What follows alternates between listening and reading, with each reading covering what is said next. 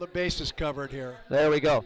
So, all right, in Mountain League action tonight, we will have St. Joe. They're going to be taking on Pioneer Valley. Then tomorrow morning at 11 a.m., I know this is Coach's favorite topic for the evening, at 11 a.m., it's going to be Nipomo and Arroyo Grande, and that's going to be in Arroyo Grande. So 11 a.m. game tomorrow for Nipomo and Arroyo Grande, and that's because of the COVID protocols for the Nipomo Titans. Tomorrow is the first day they are eligible to come back and play in a game. And we're going to refer to that as the brunch game. The brunch game? I like the backyard. How about the backyard brunch brawl? I like that one. Well, that's quite an alliteration. That's what I was going for. Yeah. So I think I'm doing okay. So, Coach, why don't you give us a little bit of background on tonight's opponent, the Righetti Warriors? Okay, let's talk about Righetti High School. Righetti is named after Ernest Righetti, longtime rancher from a family that has been in the Santa Maria Valley for decades. So that land was donated by that family for that high school. They are part of the Santa Maria Joint Union High School District, which also includes Pioneer Valley and Santa Maria High School. Say that 3 times fast.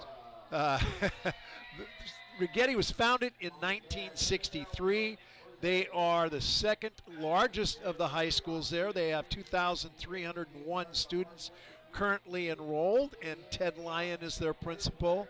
Their head coach is Tony Payne. Tony Payne is a hometown product, born in Santa Maria, raised in Santa Maria, went to Hancock down there in Santa Maria. So he's come back to coach at his alma mater. They have a number of interesting things they do down there at Righetti High School in Santa Maria.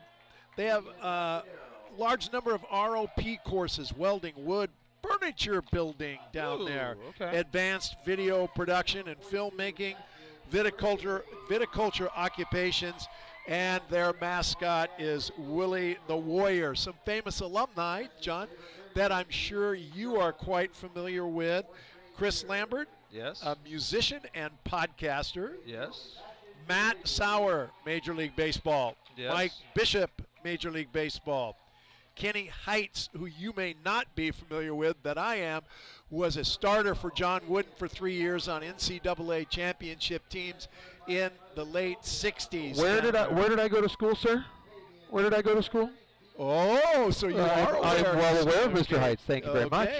And then probably the most famous person ever to attend Righetti High School is the one and only Robin Ventura, Major League Baseball star, Major League manager of the White Sox, and in fact, there is a park down there. Yes, there is. After him. And Robin Ventura, he had the Grand Slam single. And the only negative about Robin Ventura is he's a very good baseball player. He's a lousy MMA guy. And those of you that know baseball know what we're talking about. Yes, indeed. Okay. Can we talk a little bit about how we got here with this situation with the two teams? So Paso's coming in 5-2, and really after about the third or fourth game really has kind of gotten things going in the right direction. And here for Righetti, it's been a struggle. I'm sure they're very disappointed after going 4-1 in the spring, and they beat us pretty badly down there. Yes, they did. And now they started the season with a 42-20 loss to Lompoc, followed by a defeat 42-7 to Santa Barbara. Not much better, a loss to Camarillo 29-6. Played a very good St. Paul team, played them tough, but came out on the short end 28-21. They played Nipomo, a very close game, but couldn't quite get it done. Lost 21-13. Win over winless Pioneer Valley 20-6, about the same score that we had. And then last week they were in it, and it looked good all until the last 2 minutes of the game, and they lost 39-35 to Arroyo Grande. So that's an update on them. Over the last, they've been very successful since Tony Payne took over the program. His first year, they were 10-3 and went to the finals, and I believe lost to Larry. Correct. And then in 2019, 7-4, and then in the spring they were 4-1. So this has been an anomaly for them. They have been successful under his leadership. Well, remember, they didn't start the season on time due to the COVID protocols. They were pushed back, and they've had intermittent stoppages and starts this year. So it's been an odd year for them, stopping and starting their program to get going. And like you talked about last week for them, they were up 28-10 on Aurora Grande in the second quarter. They were cooking, and they lost their starting quarterback, tore his ACL, and the wheels came off. And full credit to them. After that, they battled, came back. AG took the lead late. They battled, got that ball down inside the 5-yard line, and just could not put the ball in the end zone. Yeah, and it's going to be interesting to see how they recover emotionally from that. That's a tough thing, because that would have kind of put them right back into the mix. That'll put them in the mix for, if they could have won that game. So very tough loss. Now, one thing that is a commonality between the two teams is, and I always look this up, if I were a gambling man, and I were to bet on games, the one statistic that I would look at is points for and points against. How many points have you scored? How many points have you given up? So let's look at that for Paso. So Paso has given up 147 points. Righetti given up 207 points. Big difference there. But how about this? What are the odds of this? Paso points for. Points that Paso has scored, 122.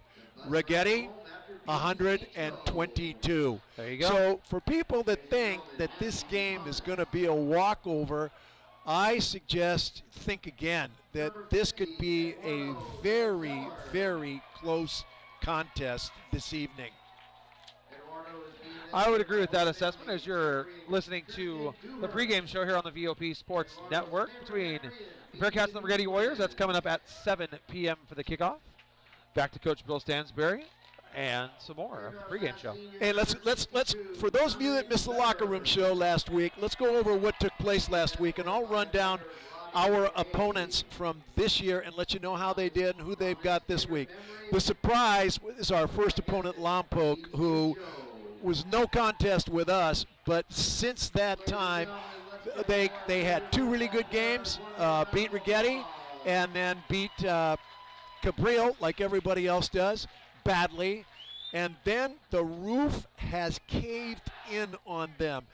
Lompoc is now 3-5 after starting the year 3-0. They lost to Pacifica in Oxnard last week, who's 4-4.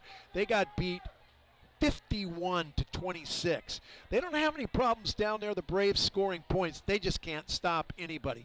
They play an Oxnard team tonight that lost a close game to Santa Barbara, 24-17, and is 3-5. Then Independence is on the mend. They've won 2 in a row. Look out. They beat Golden Valley 48-7 last week. They play West Bakersfield, who beat Ridgeview last week 29-9. Then we were talking about Buchanan earlier. Buchanan beat Clovis 33-24 to move to 7-1. They are the number 1 ranked team in Division I. They play a 5-3 Clovis North team coming off a 28-7 win over Clovis West, but they're going to have to do it, as you pointed out, without their starting quarterback. Yeah, ankle sprain, and they're talking about it might be a high ankle sprain, so 3 to 5 weeks. Can Buchanan hang on to that number 1 slot? Now, Atascadero, a win last week, 31-20 over Santa Maria. They moved to 2-6. And we'll talk about in just a few minutes when we finish this what that did for them or against them. Yeah, I was homeschooled, Coach. I don't want to hear it. Okay. So now they will play San Luis Obispo tonight, who's coming off a big 35-19 win over Templeton. St. Joe, another thing we need to talk about, we'll go to the rankings after this. St. Joe won by forfeit last week over Napomo because, Well done. as John said, Napomo's having problems with COVID, and that's why their game for tomorrow is tomorrow when backed up from tonight. So St. Joe gets Pioneer Valley, who's 0-6. And then Napomo, as we talked about, they had the forfeit. They get a Royal Grande tonight. Pioneer Valley plays St. Joe. They lost to us 15-6 last week. Righetti lost 39-35 to AG. AG gets Napomo this evening. And then our good friends at Sunnyside. And keep them in mind, because when we go to the rankings, you're going to hear something that'll kind of surprise you. Sunnyside has moved to 6-1. They thrashed McLean 34-7. They get Fresno this week, who's 3-3. And Fresno got a win 33-21 over Hoover, and I believe Sunnyside beat Hoover 73-2. So I think That is Fresno correct. could be in for a long night this evening. Now, John, if you don't mind, and our fans out there don't mind, how about we switch to the projected divisions as if the playoffs were to start tomorrow? Who would play whom? Well, that sounds great to me, provided that you tell me that the Bearcats have a home game. Currently, they would. They Okay. would play Tulare Union here. Then you may continue, sir. Okay, now again, for those of you that have not tuned into this on the Locker Room Show, the way the playoffs are going to be done, there is an algorithm that they use based on the points you score, who you played, wins and losses, and a little fairy dust thrown in there in between, and maybe some home cooking. All right, so they took all 96 teams and they have them ranked due to this algorithm. They have them ranked 1 through 96. It's actually 1 through 88 because 8 of them are eight-man football teams. And remember, out of that group, out of that 88, teams can make the decision to play in the playoffs or not, which could also throw this off later on down the line. Precisely. There are a number of variables, and it's not like it used to be where you were put in a division. There are 6 11-man playoff divisions, 1 8-man. And it used to be that you knew if you were in Division 3, you would go to the playoffs in Division 3 and play Division 3 teams. Not so fast.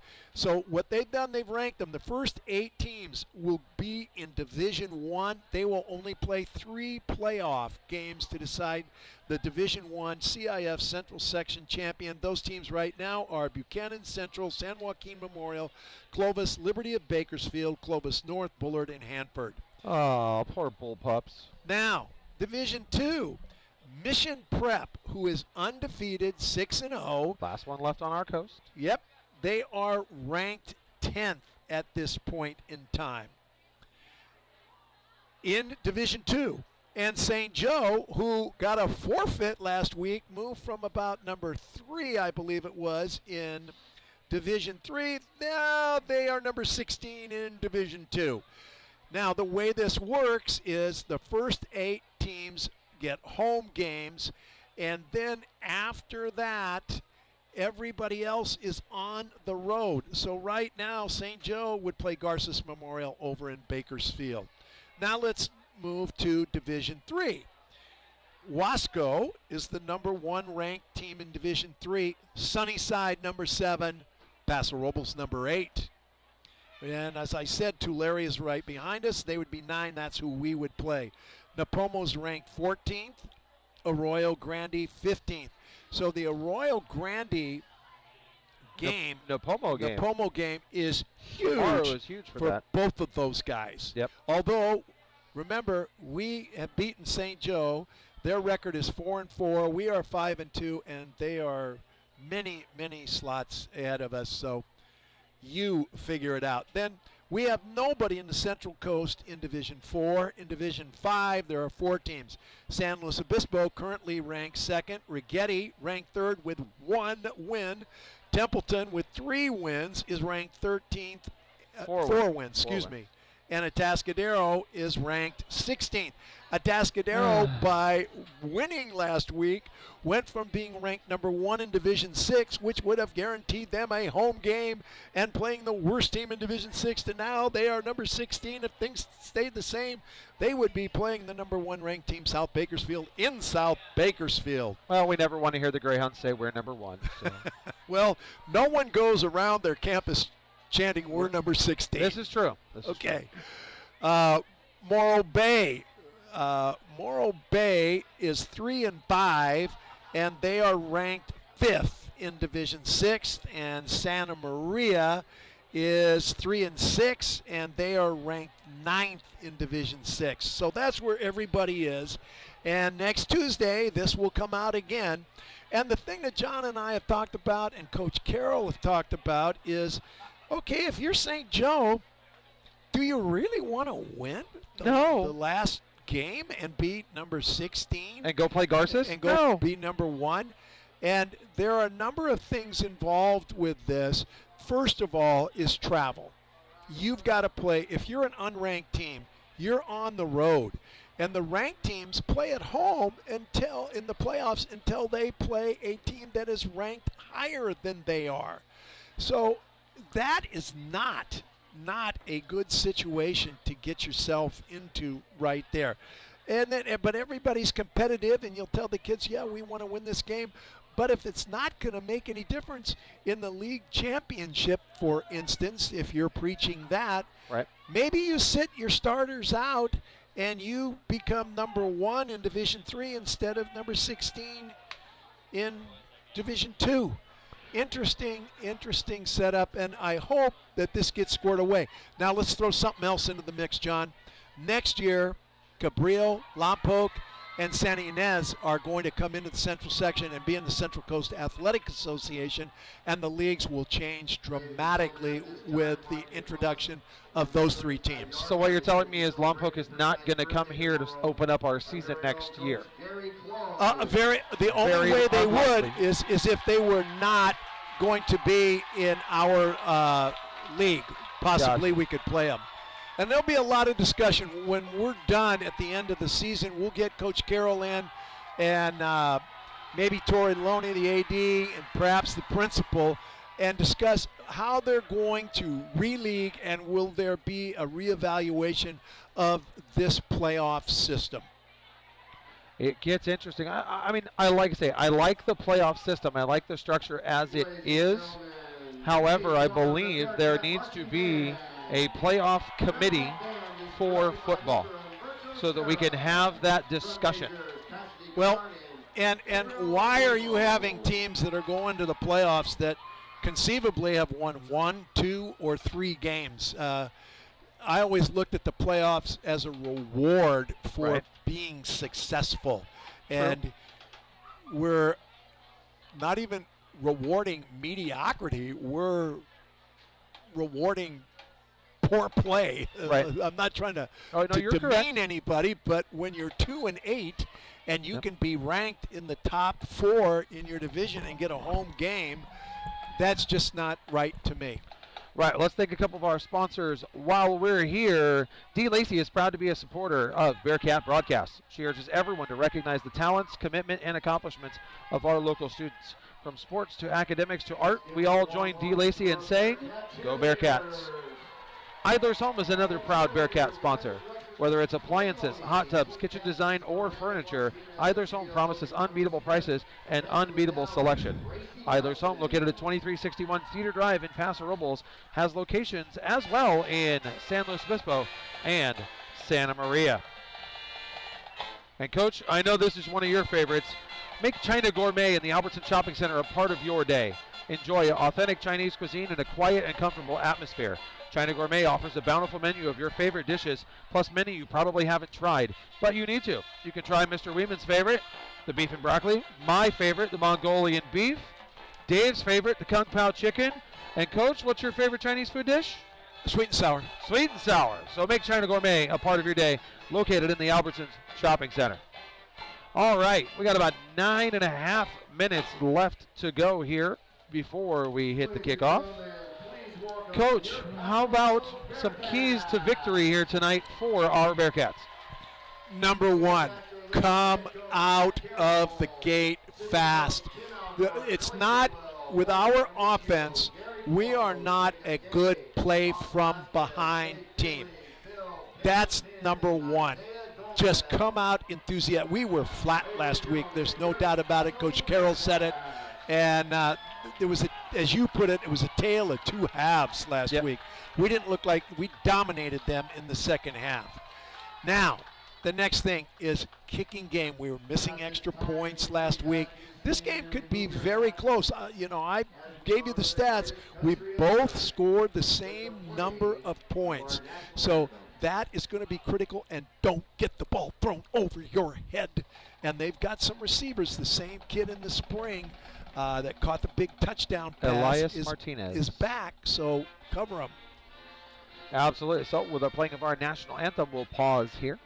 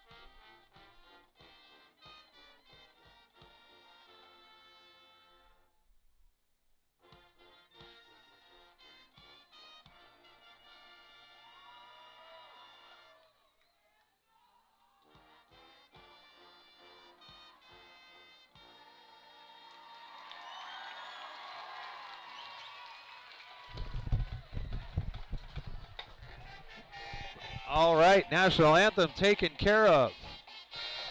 Nicely done by the band.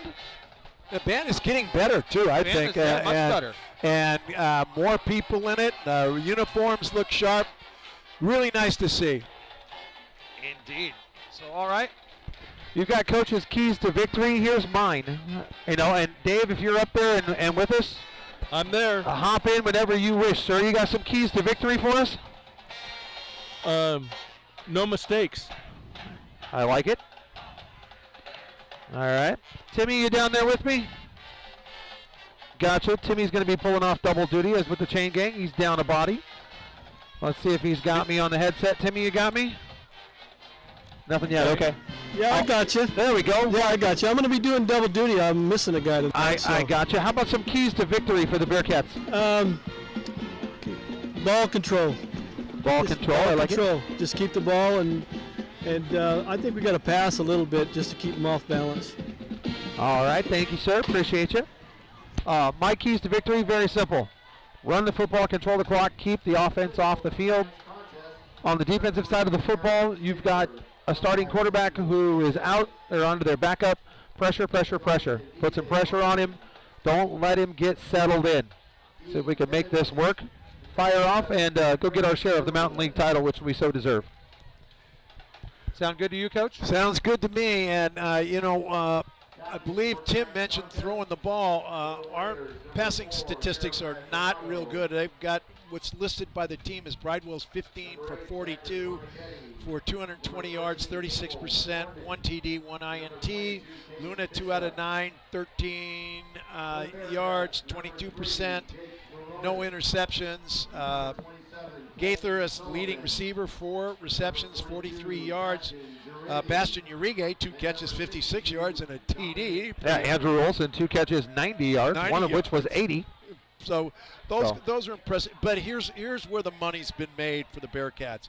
Bridewell, 25 carries, 61 yards, and a sack takes off of his carries. So that's why he's only averaging 2.4 with 1 TD. Right. Moronis, 49 carries, 322 yards, 6.6 average, 4 TDs. Kemp, 154 carries, 835 yards, 5.4 carries. And it says only 2 TDs. I don't know that that is correct. I think there's a game missing, Okay. as I recall. And Mauriter, 25 carries, 159 yards, 5.2. So that's the Bearcat ground attack as the captains come out for the coin toss. All right, for Righetti, you got number 22, Ryan Boyven. Number 8, Zachary Monaghetti. Number 13, Abel McCormack. And number 4, Jeremiah Coronado. Coach, for the Bearcats, we have number 3, Jake Moronis. Number 27. That would be Colton Sullivan. 42. 42 in your playbook is Bastian Urige. And number 62. Dominic Weber, our player of the week, a Yabba Dabba Dog player of the week last week. Right on. All right, coin toss going on currently. We'll find out shortly how this is going to go. KSBI game of the week, Dusty Baker right in there with his camera. Righetti has won the toss, and they are deferring. Righetti won the toss in the junior varsity game and did the same thing, Coach. We'll see how that works out. Paso receiving, and Righetti is going to kick off with the wind. That was kind of an unusual pick there. Okay. Now the wind will be a factor. It is blowing pretty good, as Chick Hearn would say, from left to right across your radio dial. That's from north to south here, from the scoreboard end toward the open end. Yeah, and the wind was blowing the opposite direction at the junior varsity game. So Bearcats are going to be going into the wind in the first quarter. Yeah, and you can tell the wind is blowing because you can see the smoke from the tri-tip wafting across the field. That just makes you more hungry. That's all it does. Dave, how's that barbecue smoke doing up there? You know, the smoke's going down the sideline. I don't smell it. Oh, okay, so you're doing all right. The chain gang guys are getting the smoke tonight. All right, well, Timmy, you'll be okay with that, right, my friend? As long as you get a tri-tip over there, right, Timmy? Love the smoke. There Love you the go. smoke. It is smoky down here, I got to tell you. All right. Yep. They're going to start this one a minute or two early. That sounds Good. okay to us. Everybody's ready to go. Hey, Coach. Yes. Tony Payne's a big man. Yes, Yes, Tony he Payne is a is. large man. He's He's all of about 6'5" and 265 pounds. he's pretty impressive, I got to tell you. All right, kicking off for Righetti, number 40, Jose Barro. Back deep for the Bearcats, number 10, Dylan Gaither. And away we go. Barro's kick to Gaither. Dylan going to pick it up at about the 5. Running to his right. He's got a lane. It closes quickly. 20, 25, and he's going to be brought down just short of the 25-yard line. Bearcats will take over 1st and 10 on their first possession. Now, I have not mentioned what defense Righetti plays, because most guys don't play their normal defense against us because we run the ball so much. So I will keep an eye on that, let you know how many guys they've got down on the line of scrimmage, what the linebackers are doing, and what the secondary play looks like. Thank you, sir. Bridewell going to be in at quarterback. Well, Coach, that looks like Bunch. bunch formation, and Trayvon going to take it around left edge, breaks the first tackle, and he's going to be brought down at about the 17-yard line. That's a loss of 5 on that play. Brings up 2nd and 15 for the Bearcats.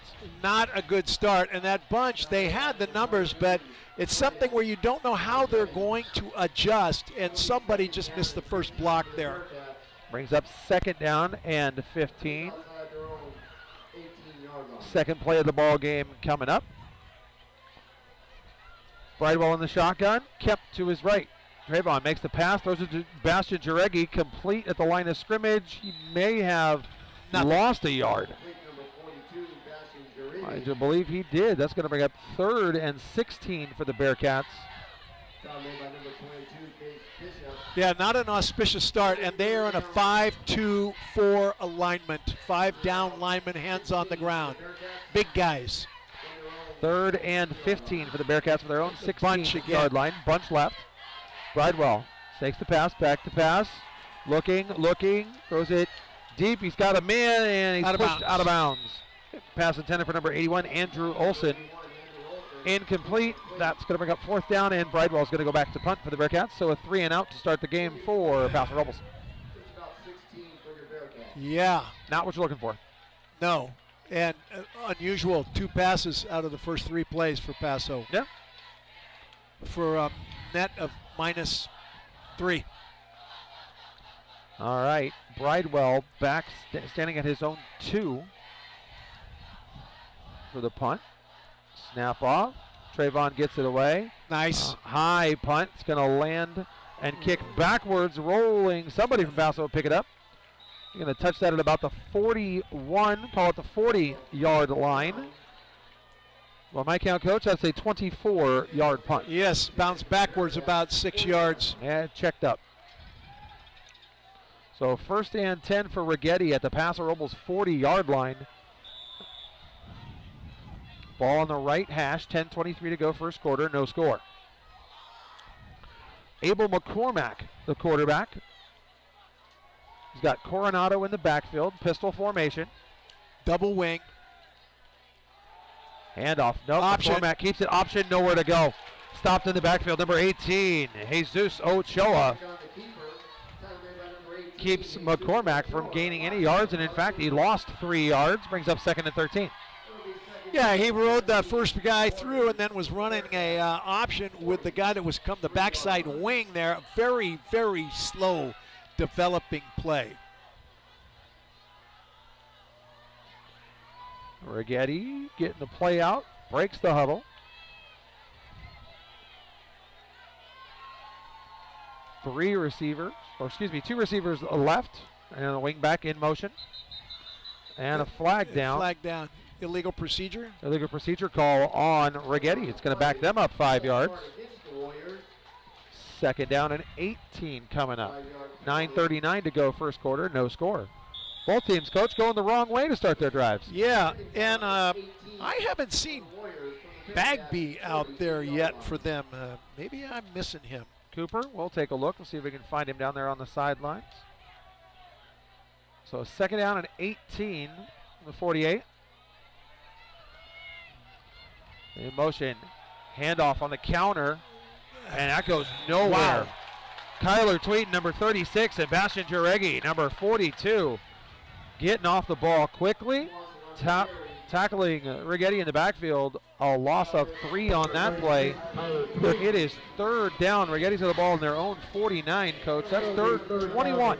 Bagby just came into the game. Thank you, Timmy. Appreciate that. Coach Bagby just checked in. Okay, thank you. Yes, sir. He's been their target. He's their guy. They 3rd, got 21. little trouble getting the line. Speaking of that, Mr. Bagby's going to switch sides of the field here. There we go.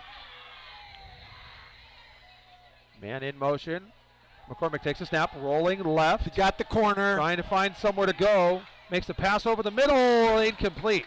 Nearly intercepted by number 34, the Bearcats, Brandon Bonham. That pass falls incomplete. 4th down. Coach, how many times have we seen it this year? Quarterbacks rolling left and throwing back right across the field. Very dangerous. And he got outside. There was no pressure there. The Bearcats are going to have to get that fixed. You can't let that guy get outside like that. All right, so 4th and 21 from the 49. Alex Magallon back to punt for Righetti. Standing at his own 20, Bryson Benesso. Snap for the punt, and here's the kick. Line drive punt to Bryson. Fumble. Puts it on the ground, and Righetti's got that football. Yes, they do. Turnover by the Bearcats on special teams. Gives Righetti the ball inside the red zone for the Bearcats on the Bearcat 15-yard line. That's just a line drive punt. Yeah, and again, you know, it's just like last week. All these festivities, they're not ready to go. You know, the defense, good job, but special teams and the offense, no. Defense got his work cut out for us right here. All right, 1st and 10 for Righetti at the 15-yard line. McCormack in the pistol. Receiver comes in motion. It's a handoff. It's outside. Jet sweep outside. He gets the 15. He's inside the 10. Forced out of bounds. I believe that was number 7, Elias Martinez. Martinez on the carry. So we're going to give him 6 yards. 2nd and down and 4 from the Bearcat 9-yard line. The Bearcats are having trouble on the perimeter here. When they've run inside, they've been great. But that rollout, they got outside, and on that sweep, they got outside. Look for them to run the same play to the other direction. That might not be a bad idea. Righetti taking a long time in the huddle.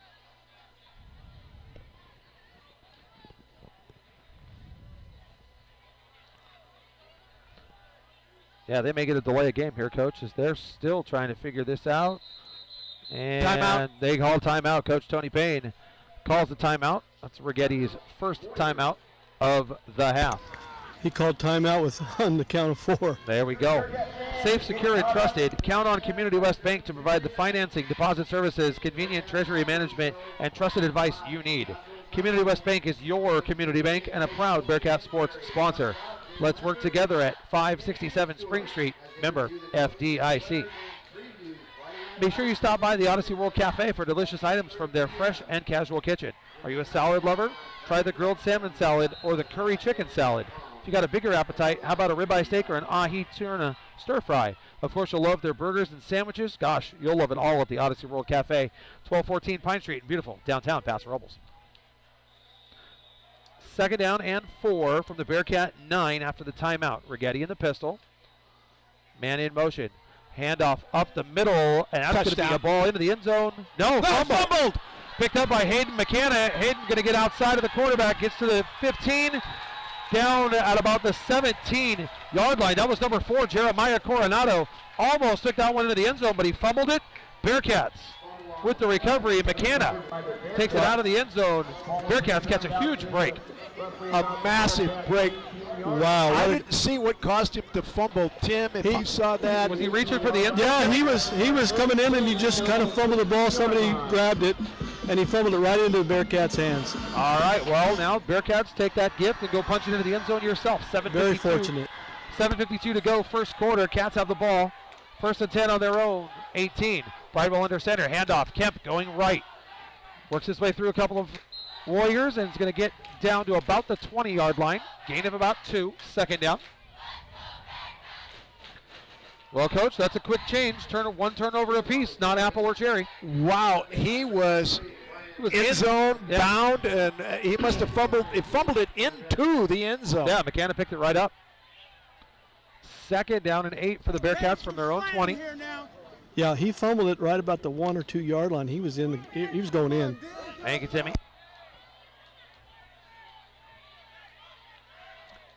Backfield offset. Gaither outside. Handoff coming outside. It's Moronis. He gets to the 25, and he's going to be tackled right there by number 8, Zachary Monaghetti. Gain of 5. Let's call that 5.5. That's going to be third down, Coach, and a long 2. Long 3. There we go. Clock running. We're under 7 minutes. So now this play is very important for the battle for field position, if nothing else. A first down would really help here. Strong side veer. That's been very impressive. 2 receivers split out. Slot formation. Right, slot formation. Thank you, sir. Backs, pro set in the backfield. Motion. Fake the handoff. Going right up the middle is Moronis. First down. Second man through. Second man through. Nice job. Good blocking right there. Number 62, Dominic Weber, throwing a nice block, kicking his man out. Number 73, Randy Dye, doing the same. Open up that hole and give the Bearcats a first down. Moronis hitting the hole quickly and hard and falling forward. Nice gain. He's been averaging 6.6 yards a carry, Coach. And what did he pick up right there? 6 yards. First and 10, Bearcats from their own 32. 1 receiver on each side. Pro set in the backfield. Bridewell, man in motion. Fakes the handoff. Instead, it's a handoff right up the middle to Leo Kemp. First man through. Gain of about 2. Brings up second down. Now, their secondary, when that man goes in motion, they do what's called roll up. They're on a 4 deep. As soon as he goes in motion, the safety to that side slides right up into a linebacker position. So we'll keep an eye and see if they do anything different. I still see a 5-man front with 2 linebackers. Second, 8 for the Bearcats from the 34-yard line. 2 receivers this time to the left side of the formation. Backs split in the backfield. Gaither in motion. Bridewell fakes the option. Instead, he's going to keep it himself. It's going to pick up a gain of, let's call that 4. I have an official's timeout here as one of the players' helmets came off. And under the CIF rules, helmet comes off, you must go out. Well, third down for the Bearcats, and let's call it 4. Another big third down. Clock running, we're at 5 minutes left. 1 receiver on each side of the formation. Backs split in the backfield. Gaither in motion left. Dylan runs all He's trying to draw an offside timeout. And a timeout called by Coach Matt Carroll. Timeout, Bearcats. 4:52 left. No score here. 3rd and 4 coming up for the Bearcats. Nice acting job there by Bridewell. Did you see him go into the Peyton Manning and start pointing at people? Yep. Yeah. That was good. It was a nice try to draw him up. Didn't work. Now we'll see what they do here. Looking for the big wheel in the tire business? Check out Anthony's Tire Store at 3011 Spring Street. Since opening in 2007, owner Anthony Charnley has brought his years of experience in the automotive business to Anthony's Tire, providing quality automotive work and top tire brands. Stop in at the bright yellow building or call 805-237-0377. Okay, Mal Reeder has checked into the game. Bridewell came out of the game. Let's see if Luna's in at quarterback. I'm going to go with no. Yeah, it looks like Moronis Moronis in. the quarterback. Run and shoot called here. Bearcats, here we go. It's Moronis. He's trying to get to the outside and get past Lackey, and he does. First down for the Bearcats. Nice job. I'm sorry. He got by number 7, Elias Martinez out there. First down for the Bearcats. That's just old 1940s single wing run right there. That reminds me of my Pop Warner youth days back in the 60s. Is that the 1860s? Right there. Sweep right. There we go. First and 10 for the Bearcats from their own 45-yard line. 4:30 left here in the first quarter. No score. Raymond flanked out wide to the right. First man through, it's Kemp. He busts this one back to the right-hand side, and it's going to pick up a gain of about 3. Brings up second down. Well, their linebackers are really keying Leo. You'll notice he's had trouble running the ball. I think 3 yards is his best run so far, where Moronis has been much more successful because usually Moronis is running the ball after a fake to Leo. Right. Other than that nifty 1940s sweep. Second down, 7 from the 48-yard line. Bridewell fakes the handoff. He's rolling right. Got him. Pass. Finds Leo Kemp. First down, and Leo gets tripped up at the 44-yard line. Let's give the Bearcats 8 yards and another first down. Coach, is that their 4th? Counter pass, and we talked about that with Coach Carroll in the locker room. They were talking about whether he should go underneath or outside. Well, I didn't notice which way he went that time, but it was complete. He went outside Should on go that one. inside, but Yep. and that's why the ball got floated a little bit. Correct. So the Bearcats in Righetti territory for the first time tonight on the 44. 3 minutes left. Double tight end. Thank you, sir. Back split in the backfield. Handoff, first man through. It's Leo Kemp. Leo falling forward one more time. Gets to the 38-yard line. His biggest gain of the night. The Diesel rumbles for 6 yards. Brings up second down. Just straight old-fashioned dive option right there. Dave, what are you seeing up there? Some good football. There you go. Second down and 4. Clock running, 2:50 left. No score. Bearcats on the move. Raymond flanked out wide right, back split in the backfield. Bridewell with the handoff. It's to Leo on the first run through. Leo going to fall forward, down inside the 30. Give him the 29-yard line, a gain of 9 yards and a first down. Same play the other way. That's called mirroring your plays. Well, Coach, if they're not stopping it, keep running it. Exactly. I'd come right back and run it to the right. Yeah, I would agree with you there. Run it till they stop it. I watched the Cowboys win a Super Bowl that way. First and 10 for the Bearcats. Raymond going to be flanked out to the left this time.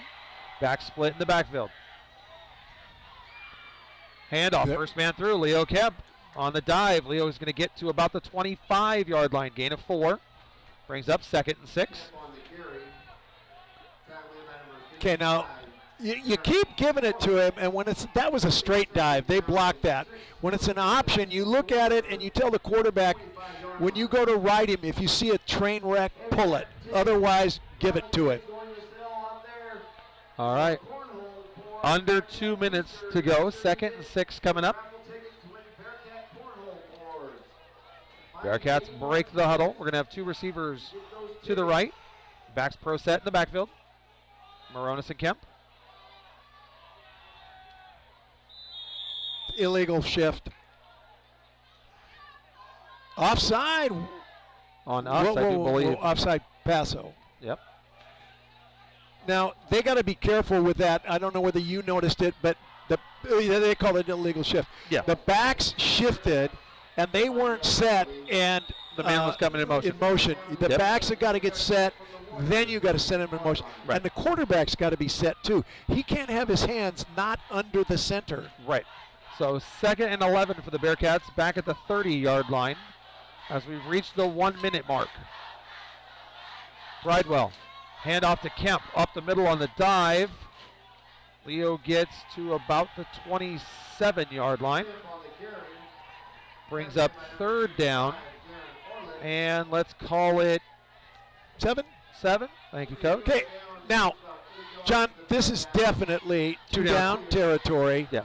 You're not going to see a field goal here. No. And I like Moronis taking this one to the wide side of the field. Let him try Moronis and is get in at outside. quarterback.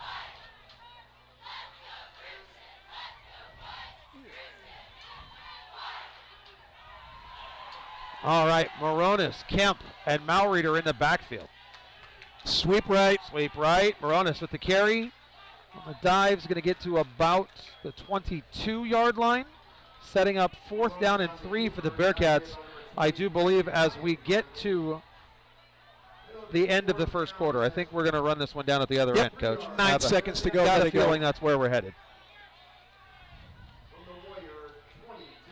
All right, end of 1. First quarter in the books. Warriors 0, Bearcats 0. Coach?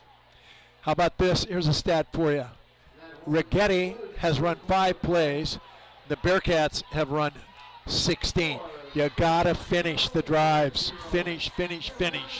Absolutely, and here's one for the record books. Savage Deli presents the Bearcat Club Sandwich, loaded with Black Forest ham, turkey, bacon, avocado, Swiss cheese, homemade chipotle mayo, lettuce, tomato, and onion, all on toasted sourdough bread, and all for just $10.95. Score big and get the Bearcat Club at Savage Deli, located at 2050 Spring Street in 52, Paso Robles. 56, If it's local and on Paso, it's on PasoRoblesDailyNews.com. Breaking news, sports, and special events. Look no further than PasoRoblesDailyNews.com. Another proud sponsor of our Bearcats. Easy to find, easy to read, easy to enjoy. The Paso Robles Daily News. All right, second quarter action about to start. It's going to be 4th down and 3 for the Bearcats from the Warriors' 22-yard line. 54 yards for the Bearcats in that first quarter, -6 for the Warriors. Thank you, Coach. All right, Dave, 4th and 3. Put the coach hat on. What do you got? Say that again. Hard for me to hear with the I got you. speaker right above me. I got you. 4th and 3 for the Bearcats. What play are you running right here? You know, I'd go Moronis outside. Okay. Moronis is not in the game. Oh. I was going to agree with you, Dave. All right, 4th and 3. Backs split in the backfield. 2 receivers. To the right, Raymond in motion. They fake it. Going to go to Devin Malreader up front. Close. Devin with the dive, and I think he's got it. He does. First down. Devin Malreader, nice job. Somebody went low trying to submarine him. Devin jumped over the top, held onto the football. Got himself down to the 18-yard line. Gain of 4, and the Bearcats in the red zone for the first time. Yes, in the red zone, and it's got to be a finish here. You've got to come away with 6 points right here. Finish the drive, gentlemen. Double tight end. Double tight end, I formation in the backfield. Bridewell under center. Trayvon takes the snap. Handoff, Leo Kemp up the middle. Leo inside the 10. He's going to be brought down right at the 10-yard line. Gain of 8. Nicely done. First man through. Yeah, and Second that's really good because, John, they've been getting 2 yards, 3 yards on first down. Now they got 8 yards on first down. You can get a first down right here at the 8-yard line. 2nd and 2 for the Bearcats from the Warriors' 10-yard line. Double tight end. Unbalanced line left. Thank you. Handoff. Kemp hurdles a man and gets to the 5. Leo rumbling, still going. He's going to be down at the 3-yard line. 1st and goal for the Bearcats. Coach, how would you like to get? How would you like to be about 5'4" and have that big old Kemp come running at you? And that kid virtually dove on the ground, and he really did. You got to be careful hurdling in high school. If you stick a leg out, you have contact, you're going to get called. And he's drawn a penalty that way earlier this season. Leo was flagged for it in a home game. And he really didn't hurdle him. He jumped over him. Yep. All right, 1st and goal for the Bearcats from the 3-yard line. Clock running. We're under 10.5 minutes to go. 2nd quarter, no score. Handoff. Kemp up the middle. Leo with the wedge. Down just short of the goal line. Going to be maybe the 6-inch line, Timmy? Yeah, he's just short, about half a yard. All right.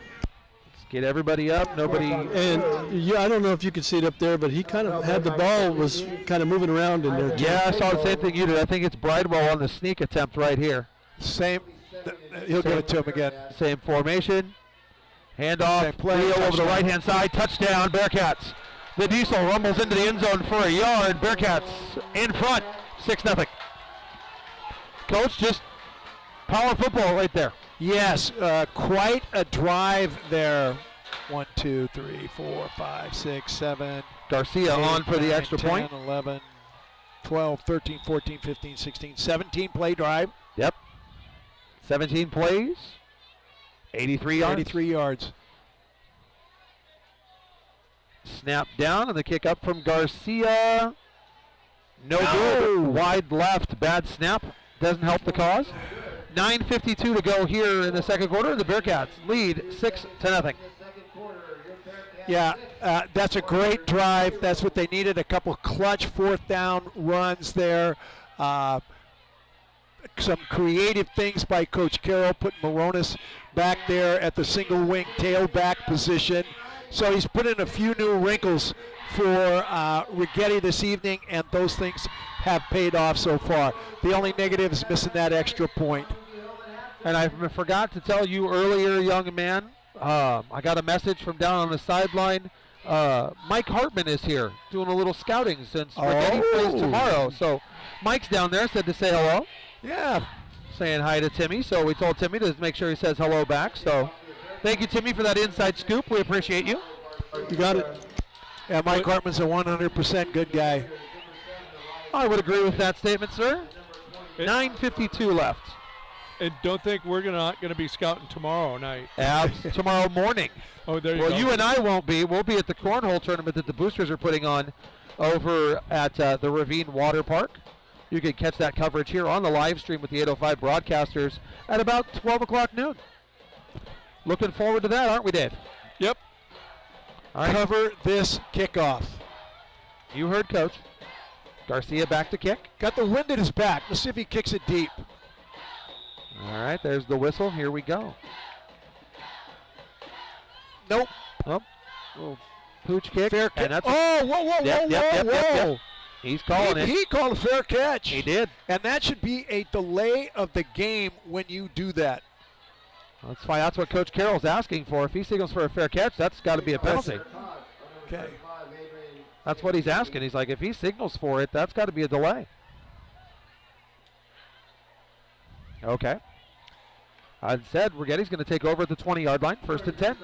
Yeah, and you gotta blow that whistle right now. And that's how kids get hurt. Yeah, exactly, because he got hit a couple times. Signal for a fair catch, you let up. Yeah. Now, defense has got to respond here. They cannot let them go down and score. All right, McCormack in the pistol. Back to throw, throwing deep. Yeah, he's looking short. Actually finds the man complete. That's number 3, Elijah Swanson. Okay. Swanson going to be brought down at about the 35-yard line. That is a gain of 15 and a 1st down. Okay, they ran a very basic pattern there. Their wide guy went deep. First back went out into the flat on the roll. And when he saw the corner come up to stop the roll, and got outside, he threw it to the short guy. It was what you're supposed to do. If you're open short, throw it short. He looked deep first, took the short guy. All right, 1st and 10 for Righetti at their 36-yard line. Man in motion. McCormack takes Double the snap. reverse. It's a double reverse. It's coming to Martinez on the outside. Oh! Ball goes down, and he's going to get out of bounds at about the 43-yard line. we And had there's a late flag that flag. comes in. Martinez on the reverse. Ran out of bounds. Trevor Lambeth, please pick up your cleats. You left them at the 40-yard line. Yes. There's a Illegal block in block the back. Yep, illegal block in the back called on the Warriors. Back against the Warriors. Dave, let me know if you find Trevor's cleats. We can give them back to him. That was quite a move he put on him. You know, and that will be run back a time or two. Poor With the Trevor film tomorrow. session. Trevor tomorrow morning's gonna, not want to be there. So, 10-yard penalty from the spot of the foul. So it's actually going to make it 1st and 15 for the Warriors. 9:13 left to go here in the first. Bearcats lead the Warriors 6-0. And again, John, we've seen when they've been successful, it's outside. Yes, sir. 2 receivers to the right. McCormack in the pistol. Man in motion. McCormack takes the handoff. It's going to go to the outside on the right. Stop made by number 3, Jake Moronis, as he Great handed it off play. to number 4, Jeremiah Coronado. Coronado on the carry. They had that blocked perfectly. They made 2 yards on that because he scraped to it. They had a nice hole, and he did what linebackers do. You see a hole, you stick your nose in it. And he did indeed. So 2nd down and 12. Clock running, 8:30 left. Bearcats leading 6-0 here in the second quarter at home on senior night. Warriors break the huddle. McCormack in the pistol. 1 receiver white, double wing. Martinez in motion. Handoff. McCormack keeps it. He throws the pass. It's complete to the outside. And he's going to be brought down at about the 50-yard line, and that's a 1st down for the Warriors. That is number 3, Elijah Swanson again. Okay, that is the same play Exact that same they play they ran just before. ran. And they got 15 yards out of it the first time and 12 on this one. Again, they're not able to contain the quarterback. He's outside of the defense, and he's got all day to throw the ball. And I'll tell you afterwards why they're rolling him out. All right. McCormack double wing. Martinez in motion. He's going to get it. Coming wide to the left. Nice job this time setting the edge by the Bearcats. And Martinez does not go anywhere. Gain of, let's call it 3. Great pursuit there. Martinez on the Okay, what they're doing with the quarterback when he's young, he hasn't played much, they're rolling him and they're running 2-man routes. So that's all he's got to look at. When you drop back and you're in a drop back pass situation and they're telling you, check this guy, check that guy, and then look for your check down man, This kid is looking at one thing. He rolls, he sees the short guy open, I throw it. Martinez flanked out to the left. McCormack in the pistol. Man in motion. First man through on the draw. It's Ryan Boyven, number 22. He's going to pick up about 3. It's going to bring up 3rd down. And let's call that 4. Might even say a long 3. I think this is 4-down territory for them when you're 1 and 6 or 7, whatever they are, and you're in this position. What do you got to lose? You have a point, sir. Martinez flanked out to the right. Bagby out right. Single wing, and we got whistles and a timeout.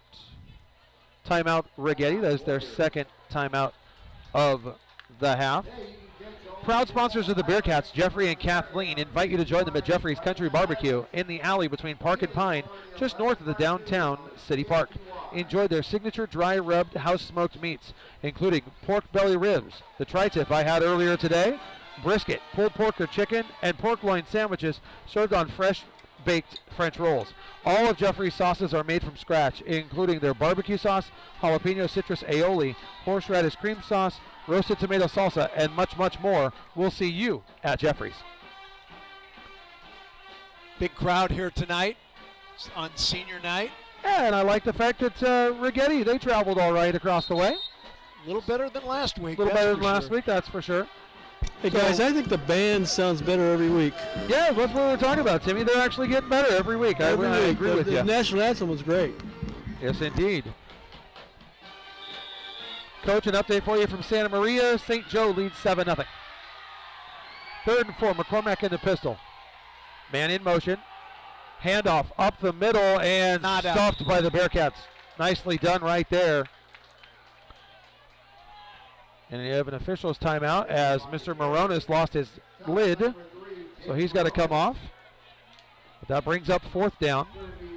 That a little surprising to me that they ran in the middle because they've had no success there. The ball is almost on the left hash. I would look for them to roll right. 4th down, Moronis out of the ball game because his helmet came off. So 4th down and a long 3. Giovanni Reyes under pressure right here, in my opinion, to maintain outside contain if they go that way. Bearcats show blitz and they do. It's to the left, 1st down. Handoff, just a simple straight handoff to the left side. And Jeremiah Coronado with the 1st down. Coach, that's the same play they ran earlier where Moronis scraped and got the 2 yards. Turnabout, that's Paso's play, that veer option off that side. Yep. And they ran opposite the side that everybody, including me, expected them to go to. So but they ran that motion to this side, and it gets that guy to loosen up the outside end who's got that veer man. Yep. 1st and 10 for Righetti at the Bearcat 39-yard line.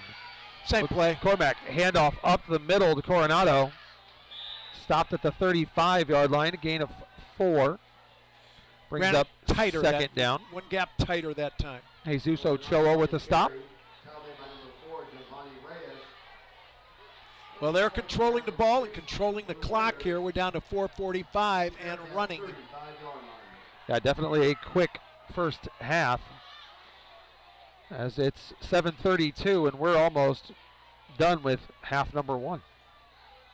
So 2nd and 6 from the 35 of the Bearcats. The Warriors in the pistol formation, double wing. Man in motion across the formation. McCormack rolls right, looking. He's going deep. He's got a man, and it's knocked away. Incomplete. He was looking for number 7, Elias Martinez. However, Trevor Lambeth found his cleats. Breaks that up, bringing up 3rd down and 6. And we've been expecting that because he's the guy that hurt us in the spring. Nice job by Mr. Lambeth. Dave, thanks for helping him get his shoes back. Yep. 3rd and 6, 4:15 left to go here in the first half with the Bearcats up 6-0. 2 down territory for them here. And they've had success running that back out in the flat. Bearcats in a 5-man front, 4 deep behind it. Martinez in the wing on the left. One receiver flanked out wide right. McCormack in the shotgun. Martinez going to slide to the right. McCormack with the snap, rolling, looks, and he pulls it down, and he's going to be dropped at the 34-yard line. Looks like he got back to the line of scrimmage, so that's 4th and 5. Now that time, they forced him to go back up inside. Interesting call right here, 4th and 5. Yeah, if you're the Bearcats, do not jump off sides. Watch the ball and watch the back in the flat. Bagby flanked out to the right, double wing. Who's coming in motion? That's the only question we've got with McCormack in the pistol. There goes Martinez. Takes the snap. Fakes. Bearcats on the blitz. Forces McCormack to pull it down. They got and Jesus Ochoa got him. Second wave coming through on the blitz. Bastian Jareggi on the blitz. Didn't get there. Neither did Kyler Tweeten. But Jesus Ochoa cleaning up the mess. Turnover on downs. Bearcat football. Coach, a long drive for the Warriors. And what happened? No points. They didn't play drive. Did not finish. Now, you got a chance to really put the hurt on them right here. 1st and 10 for the Bearcats from their own 38-yard line with 3:24 left to go. Lambeth flanked out wide. Handoff.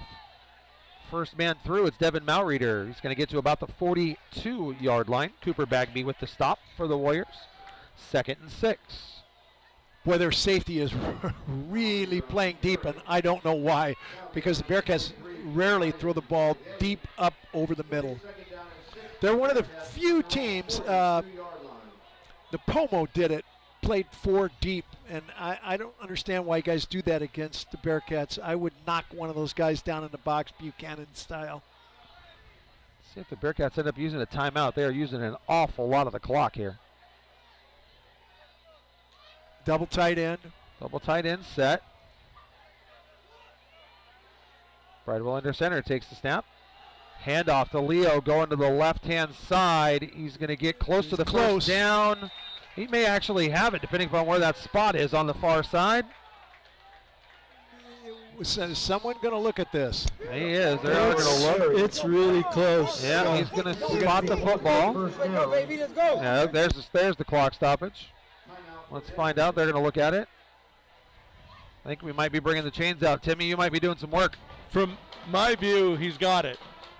Thank you, Eye in the Sky. Dave, you're 2 for 2 on this so far. Are you going to go 3 for 3? Yeah, I am. All right, Dave's going 3 for 3. Timmy, he says we got it. Coach, think we got it? Awfully close.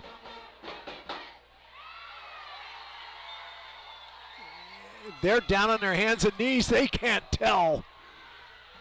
If it's even with the end, if it's even, it's good. It is. Dave is 3 for 3. I don't know what you're going to get at the end of the season, Dave, but you're going to get something for that. We'll find it. We'll find you a gift. You like food, right? Yes. Okay, we'll work on that. 1st and 10 for the Bearcats from their own 48-yard line with 2:21 left, leading 6-0. Okay. Clock starts. You were saying, Coach? You're going to really have to have great clock management here. Bridewell under center. Fakes the handoff. Bridewell still with it. Nowhere to go. Nobody on the backside. So Trayvon takes off 45-40, and he gets out of bounds. Gets the first down. 12-yard gain. First down Bearcats. And got out of bounds. Stop that clock. Good clock management. Bearcats have 2 timeouts remaining, correct? Yes. Thank you. Clock goes out of bounds so we can come over and get the play from Coach Carroll. Does so quickly. 2 minutes, 2 timeouts, plenty of time left to finish this drive. And the ball at the Warrior 40-yard line. Cats leading 6-0 as they break the huddle. That double tight end, Coach? Yes. Double tight end, back split in the backfield. Well, takes the snap. It's a fake. Hand off to Malreader coming across the outside edge. Devin's going to get back to the line of scrimmage. Malreader on the carry. Actually, they had 1 tight end kind of flexed and standing up there. So a loss of 1 on the play, bringing up 2nd down. Moronis comes out of the ball game.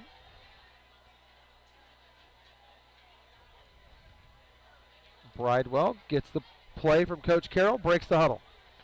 Lambeth flanked out wide to the right. Or excuse me, that's Cole Raymond, I'm sorry. Bridewell under center. Fakes the handoff, looking. Nobody. Trayvon nowhere to go. Tucked out Get out of football, bounds. young man. Get out of bounds. Indeed he does. Out of bounds at about the 35-yard line. We got a gain of 6. 6 yards, so 3rd and 5. And Coach, I think Trayvon might have drawn an unnecessary roughness penalty had he not been thrown into one of the Bearcats on the side line. Because he got flung a little bit, but he ran into his own guy and didn't fall. Yeah, that's why the players got to stay back behind that. That's what that line's there. for. All right, 3rd down and 6 for the Bearcats. 1:12 left. Back split in the backfield. Raymond flanked out wide left. Bridewell under center. Rolling left, looking. No. That play was, I don't know what they were trying to do there, but 54 for the Bearcats was downfield. Nate Guerrero, strange look, and again, running left, and throwing back, and right. throwing back behind. He was looking for number 17, Ben Taking a Lippin, punt. the tight end. Looks like it. Interesting call here. What he's banking on is he's got 2 timeouts. Right. 1:07 left. 4th and 6 for the Bearcats from the Righetti 36. Just got to be careful not to punt this one into the end zone here. Snap. And the kick. Nice little pooch kick. Cover it, cover it, Gotta get cover to it. Nope. Nope. Unable to do so as that one rolls into the end zone. So it's a net of 16 yards. Net of 16 yards as we have 59 seconds left to go in the half. 6-0 Bearcats in front. Blake's True Value Hardware is your locally owned Bearcat sponsoring hardware store, here to serve the Bearcat community. Whether you're a DIY pro or taking on a home improvement project for the first time, Blake's is your neighborhood hardware store with expert advice, tools, equipment, and products. Head on over to Blake's Hardware, 1701 Riverside Avenue, for all of your hardware needs. All right, Righetti, pistol formation, 2 receivers right, 1 receiver left. Bearcats in a prevent defense. I don't like this. And a handoff to Camacho. He's going to be brought down at the 26-yard line. Clock running. We're under 50 seconds left. 2nd down. Righetti in a hurry up. Same formation. McCormack in the pistol. Takes the snap. Rolling right. He's looking. Nowhere to go. Rolling back to the left. Now he's got Bagby rolling out, and that one's incomplete. Kyle Bonham, number 20, in coverage with Hayden McKenna helping out as the safety. 3rd and 4. 30 seconds left. So somebody's got to call holding on the At guys some that are point. blocking Bastian Uriga. This is terrible. Yeah. And he's talking to the umpire. Like, hey, That was bad. every- It was 2 guys were holding him. it's happening every play. Can we throw the yellow flag, please? I rarely criticize it. They got a lot of things to watch, but somebody's got to point this out. Yep. That was flagrant. 3rd down. Double wing. Martinez in motion. It's a McCormack roll. takes the snap. He's going to roll that way and find Martinez complete. And Bearcats tackle him inbounds. Coach Carroll want to use a timeout? I don't think so. I think he's content to let this one run out. No, take the timeout. He's not. 4th down, and let's call it 2, maybe 3. Well, they won't even come out of the huddle. No, there's no need. They're running the punt team out on the field, but I don't think they're going to need to, as that's going to be the end of the first half. Bearcats go into the locker room with the lead, 6-0 over the Righetti Warriors here on the VOP Sports Network. Coach, your thoughts on half number 1? Well, is this great offense or questionable, great defense or questionable offense? Yes. So that's what we're looking at here. The Bearcats have run 25 plays and have 6 points on the board. Righetti's run 23 and got nothing. Both teams have had long drives and with nothing to show for it. Bearcats missed an extra point. There have been some nice plays by both teams, but in general, this game is kind of in neutral. That's what I would say. Nobody is really taking charge of the game. And Righetti is going to start With the ball. with the football in the second half. So that'll be key. You've got to come out. These guys, as we said, they don't score much. So you've got to come out and put them down. Okay. We have a presentation going on right now. Coach, do you want to talk to Coach Greg Walsh here at halftime as a halftime guest? Sure. All right, hold on one moment. Bearcat Boosters getting a check here. A longtime Bearcat, former Bearcat quarterback, former Bearcat football coach, former vice principal, former principal, former district administrator Greg Welch. Okay, put it up a little closer to you, Coach. Well, at least it's good not to be a former person at our age. That's true. Okay, couple things. So let's talk about this game. We were just talking. Is this an example of great defense, or is this Mediocre offense. I'm going to say mediocre offense. I'm gonna agree with you there too. Looks like both teams were just trying things out. This would be like a third game of the season where you're still putting stuff together. Yeah, and they're playing with a new quarterback Yeah. here, so that's part of the problem. And then I don't know whether you've caught this, but the way they are going to do the playoffs this year is they've done this algorithm business, and they have everybody ranked 1 through 88, and they have put people in divisions based on that. And currently, the Bearcats are in Division 3 and ranked 8th, but you can see that St. Joe, who's 4-4, and we are 5-2, they are 1, 2, 3, 4, 5, 6 spots ahead of us. Did I dream it? But did we beat them? No, I thought we beat them. Okay, so this is an interesting thing. What's going to happen here is St. Joe last week was number 3 in Division 2, and now they're number 16. Or excuse me, they were number 2 in Division 3, and now they're number 16 in Division 2. So where would you rather be? Would you rather be up here and be secured in a home game in the playoffs, or be in a higher division and pound your chest, say we're in this division, but we're going to play these guys in Bakersfield? And when the coaches get on finally drafting us, it's in place and they start jockeying around. That's where St. Joe will be in Division 2. Exactly. You know, and now, you know, Greg, talk about what did the league championship mean to you back in the day when you were playing and coaching? Well, there was no question when we played that one team was going to the playoffs. And you fought like heck to get that first place. And once you were out of it, it was kind of looking towards the end of the season, there was going to be 10 games. Right, so, and that was the same when I played, is that only the league championship went. So the league championship meant everything. But now, and then they went to, let's take 3 teams to the playoffs to kind of spread things out. Now, what does the league championship mean? Well, it doesn't mean anything. In fact, I still remember about 20 years ago, or maybe 30 years ago, I don't know if it's true, but Santa Maria won their last game at home. They beat somebody, and they went into the playoffs as a last seeded team, 1-9.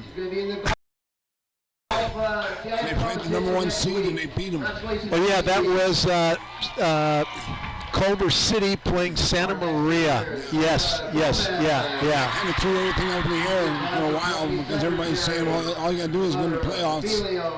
Anything can happen. Well, it's going to be interesting to see how guys play with that.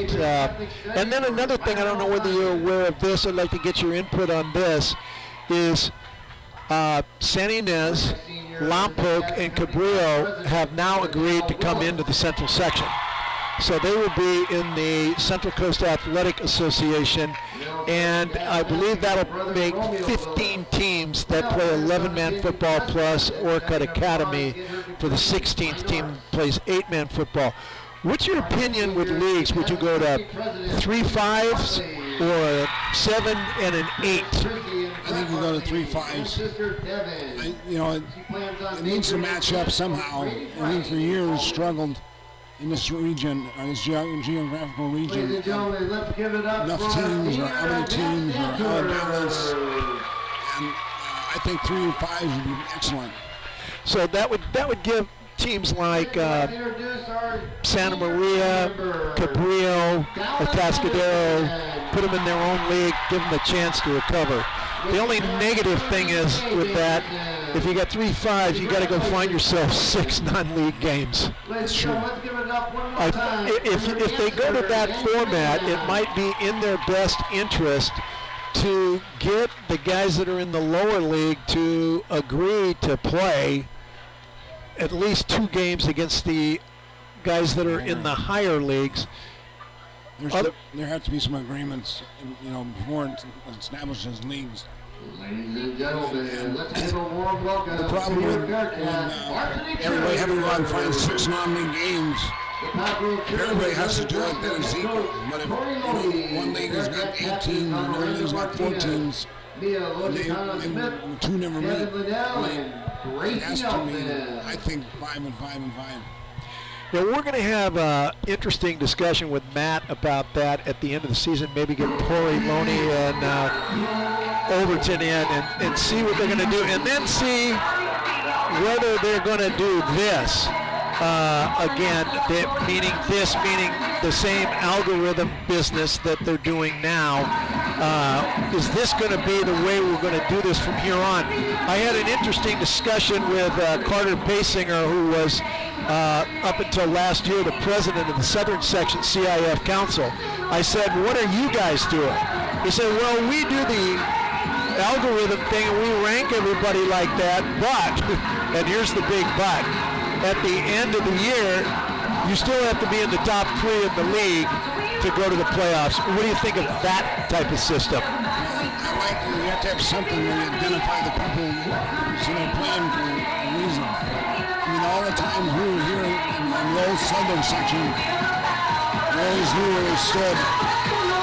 Going into the 3 weeks before the playoffs began, we knew who we were going to play, or we'd play this team or that team. There was no incentive there. Just to go all blindly and play a game on Friday night and have to play a game next week and against an unknown. It's weird. I mean, I don't think coaches would like that. Yes, definitely. Yeah. Let's give a warm welcome Well, to our Bearcat watching band. What do you think of senior night here, Coach? I was worried that with COVID, that when we went back to the regular format, maybe people wouldn't come back. What's your impression? Well, I was surprised a couple of weeks ago when we played St. Joe, I think it was, here, and the stands were packed. I didn't expect that. I was kind of thinking along your lines. People had gotten away from it for a year, and because of things that are out there, they may not show up. But I'm impressed with the number of people that come to all of the home games. Parent night is a good thing, although when you do all of those groups, like we're doing them tonight, it takes a long time. And it's meaningful for the kids, no doubt about it, but it's a pain for administration. Yeah, and maybe we could make a suggestion that they have senior night for the band on one night and senior night for the cheerleaders.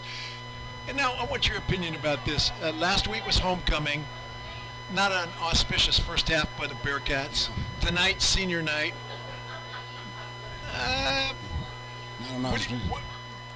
You've coached. Do you think that all the festivities are having an impact on the play? I think that to an extent it has. When I was in high school, my coach, one of my coaches, I played for Barnham, and he laid down the rule and said, you can have just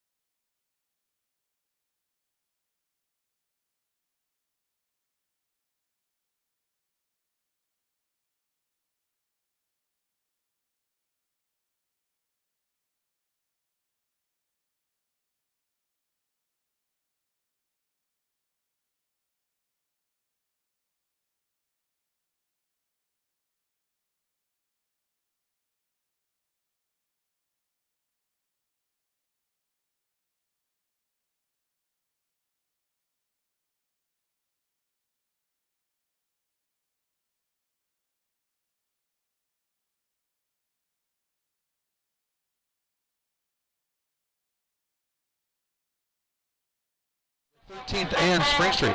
Or they'll bring the dogs to you with their Top Dog Catering service.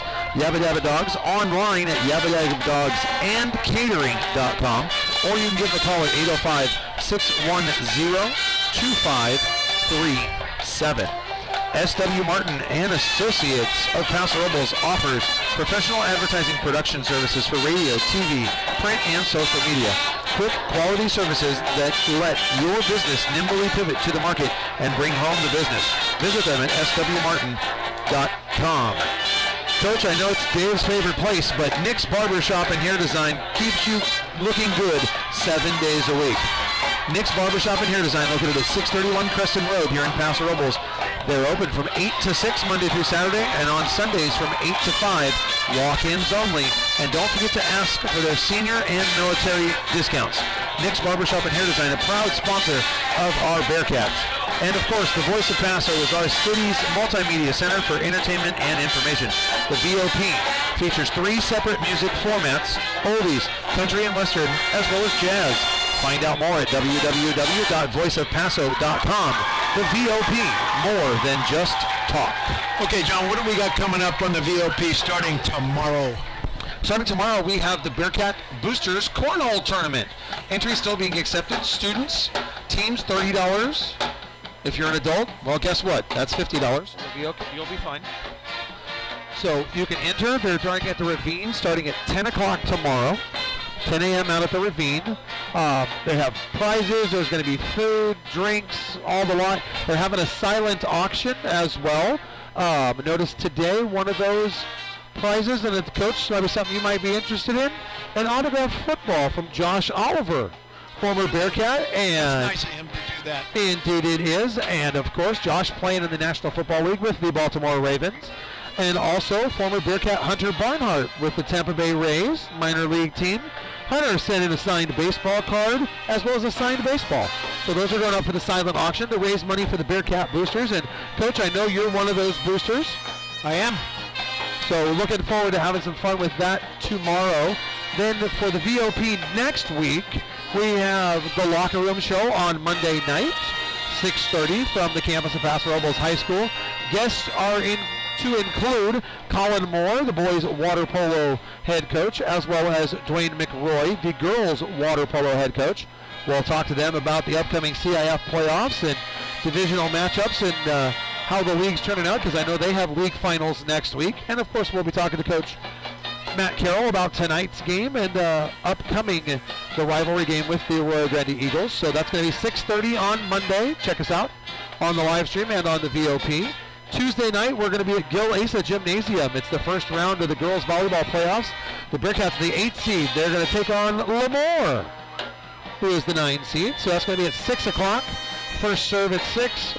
We'll kick that off probably about 5:50, 5:55 there with the first action. Then, of course, Friday Night Lights next Friday down in Arroyo Grande against the Arroyo Grande Eagles.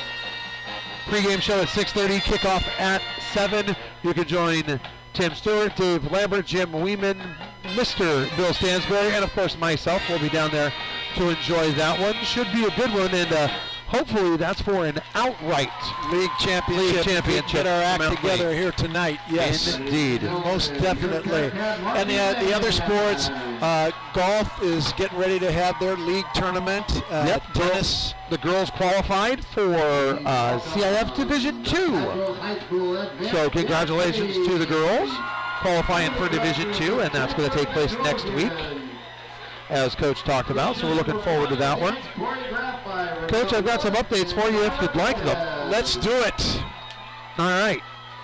Down in San Luis Obispo, the Tigers lead the Greyhounds 17-6 in the second quarter. As I would think. I think that the Tigers have a very good and improving defense led by Rory Devaney. Also in the second quarter, the Royals from Mission Prep High School lead the Templeton Eagles 21-0. Ouch. Second quarter from Santa Maria, St. Joe leads Pioneer Valley 14-0. As expected. And down in Oxnard, Lompoc leads Oxnard 14-7 with 7 minutes left in the first quarter. Here we go again. Yeah.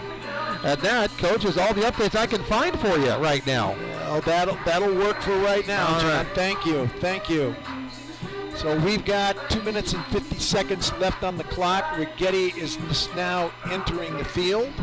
Bearcat coaches are coming out, and we will get ready to go here with our second half, with the Bearcats leading 6-0 over the Righetti Warriors. Very close game. When we talked about it at the beginning, both teams have scored 122 points this year, so the 1-6 record of the Warriors is a little bit deceiving. They have lost several very, very close games, and they are making a dogfight out of this. What do we got there?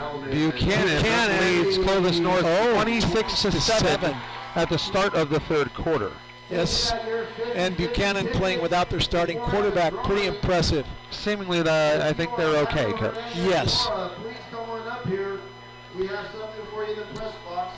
Okay, the officials are now coming out. Everybody coming out right now, so like that. Somebody's turned something in for you.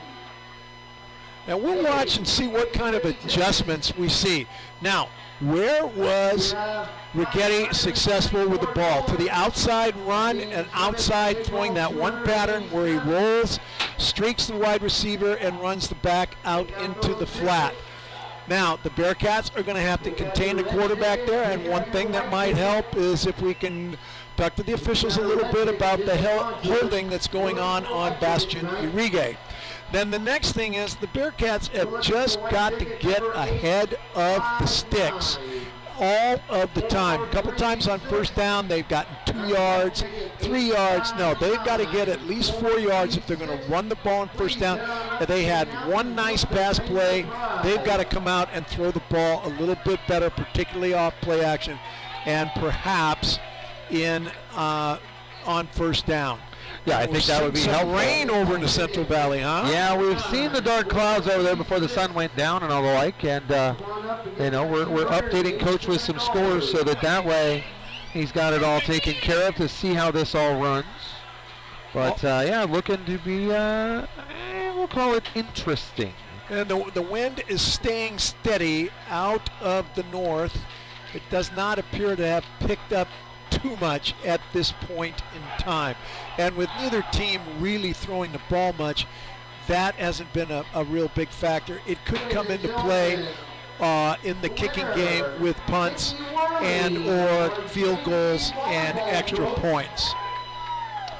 Tim Stewart, you down there on the sidelines with us? That money to the girls Nope. volleyball program. Tim's not down there. Dave, you up top with me? Yep.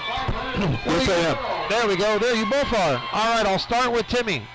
Timmy, your thoughts on the first half, and has the wind picked up at all down there?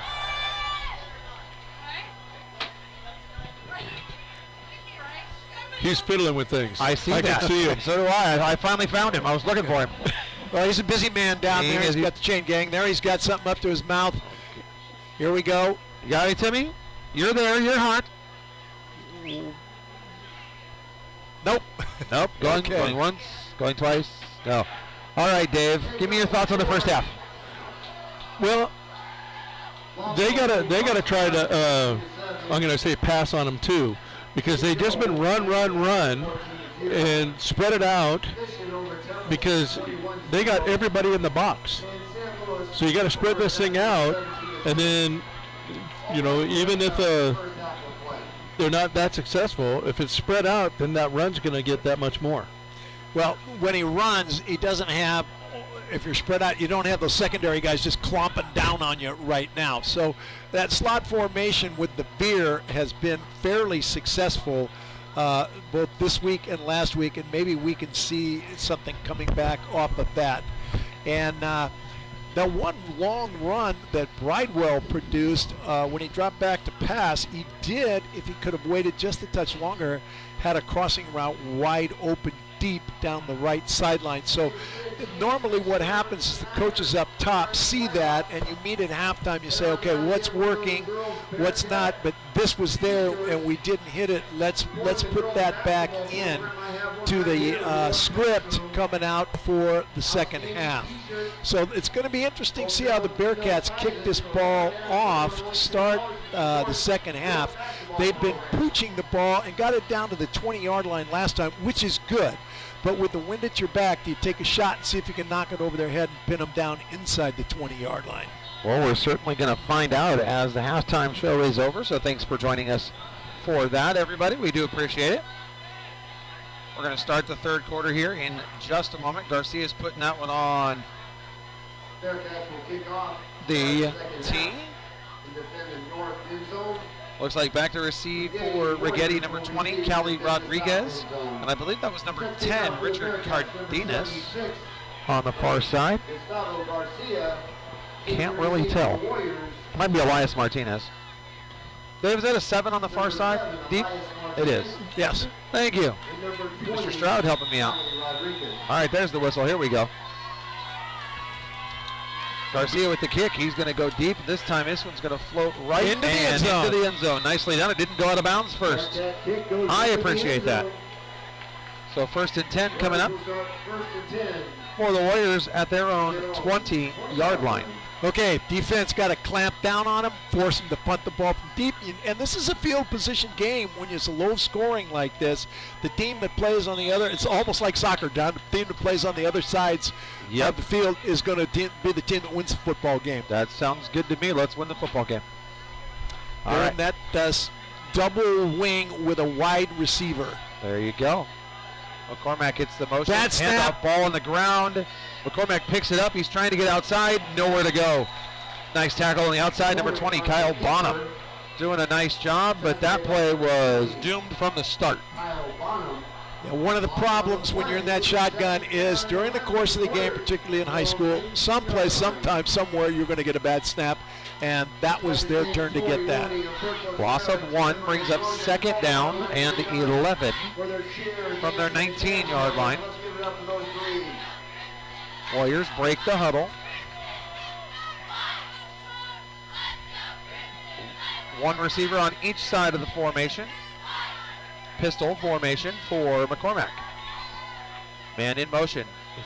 Fake the handoff to him. Quarterback draw. There's Noah Moronis all over that.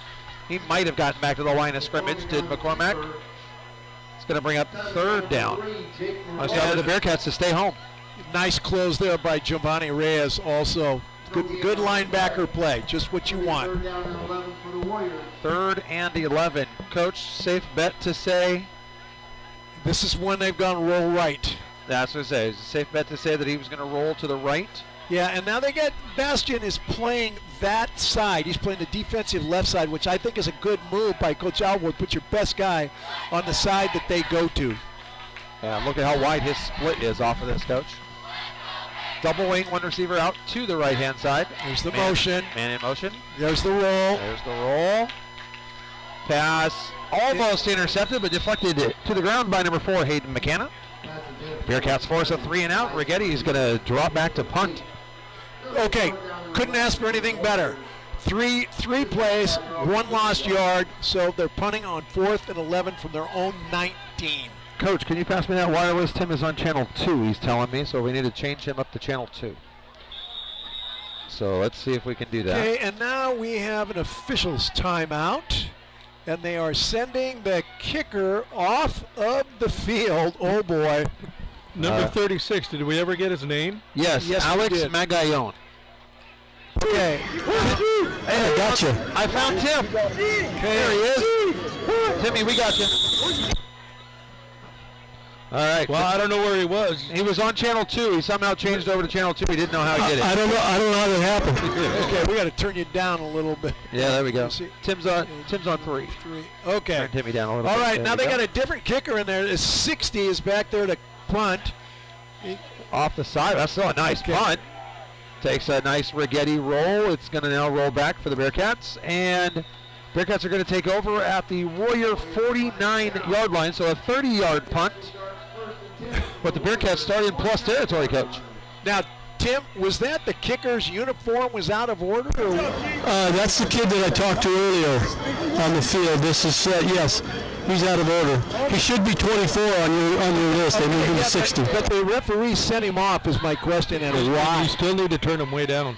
Yeah, I got it. I see it. Thanks, Dave. Should be number 4. Got it. Okay, Bastian Uribe into the game on offense at a tight end position. Double tight end, wing left. And there's a flag. Somebody's got 12 guys on the field. The question is which team? Illegal. Illegal substitution on the defense. So the Warriors give the Bearcats a free 5 yards, which are graciously accepted by all Bearcats, Eagles, and Greyhounds. We all accept free yards. 1st and 5. From the Warriors, 44-yard line. So far, a great start for the Bearcats. 3 and out, Let's make and it then a nice gift of 5 yards. Let's make it a great finish, Coach. 1st and 5. Double wing, back split in the backfield. First man through, it's Malreader over the left-hand side. He's going to get to about the 40-yard line. Maybe just a hair inside of it. Let's give him 4 3/4 yards. It's going to be 2nd and a foot. Extremely little. Feet. Yeah, maybe. Bridewell comes over, gets the play call from Coach Carroll.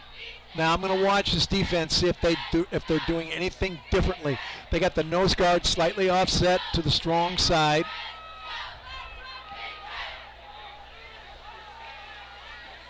Bearcats come out. Same formation. This time I formation. Malreader drops back. Handoff over to Devin. He spins off a one tackler. I don't think he got there. No, he didn't. He lost a yard. Brings up 3rd down. Yeah, their defensive end, number 10 there, Richard Cardenas, did a great job of defeating the block by Leo Kemp and holding that play to actually a loss of a yard. All right, 3rd and let's call it 1.5 for the Bearcats. The clock running. We're under 9 minutes to play. Bastian Jareggi checked in. I saw Jake Moronis check in. Bearcats break the huddle. Double tight end, wing left. There we go. Got to get the snap off, and they do. It's Bridewell. He's going to slide left. He's got the first down inside the 35, being ridden to about the 31-yard line. First down for the Bearcats. Nice misdirection there by the Bearcats. There we go. Excellent job, and now we basically have a line change for the Bearcats. It'll be 1st and 10 for the Bearcats. Bridewell, who took that, has to go all the way across. Nope. Now he's just got it. They signaled in the play for him. That helps him out. Yeah, Moronis out. There we go. Yeah, Moronis came out. Ben Limpin came out. Bastian Jareggi came. It was, like I said, Coach, it was like a line change. We're playing hockey already. Which, glad that started up this week. All right, so Chavez and Raymond flanked out left. Backs are split in the backfield.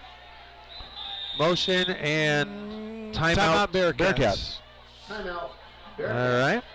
8:02 left to go here in the 3rd. Cats leading 6-0. Yeah, and will we see the return of Moronis in the single wing too?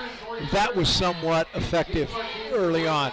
They are still in that 5-2 defense, and when the guy goes in motion, the safety kicks down and becomes a linebacker when they're in the slot. He's kind of in the rover position, half DB, half linebacker there. But basically 4 DB still in the game. You know, we've seen a lot of other things over there at Sunnyside there where 5 down linemen, 3 linebackers, and man-to-man, 3 deep behind it. This is a zone here. Update for you, Coach, from Lompoc. The Braves have scored, so it's 21-7 as they lead Oxnard. In the first quarter? In the first quarter. St. Joe leads Pioneer Valley 14-0 at halftime. Pioneer Valley hanging tough with everybody. All right. 1st and 10 from the Warrior 32. Backs split in the backfield. Man in motion.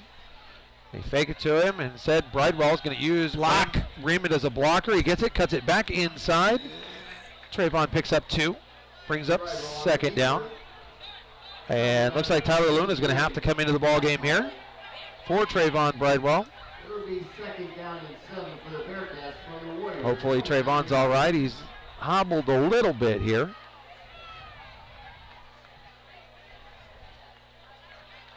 We'll keep an eye Second on down.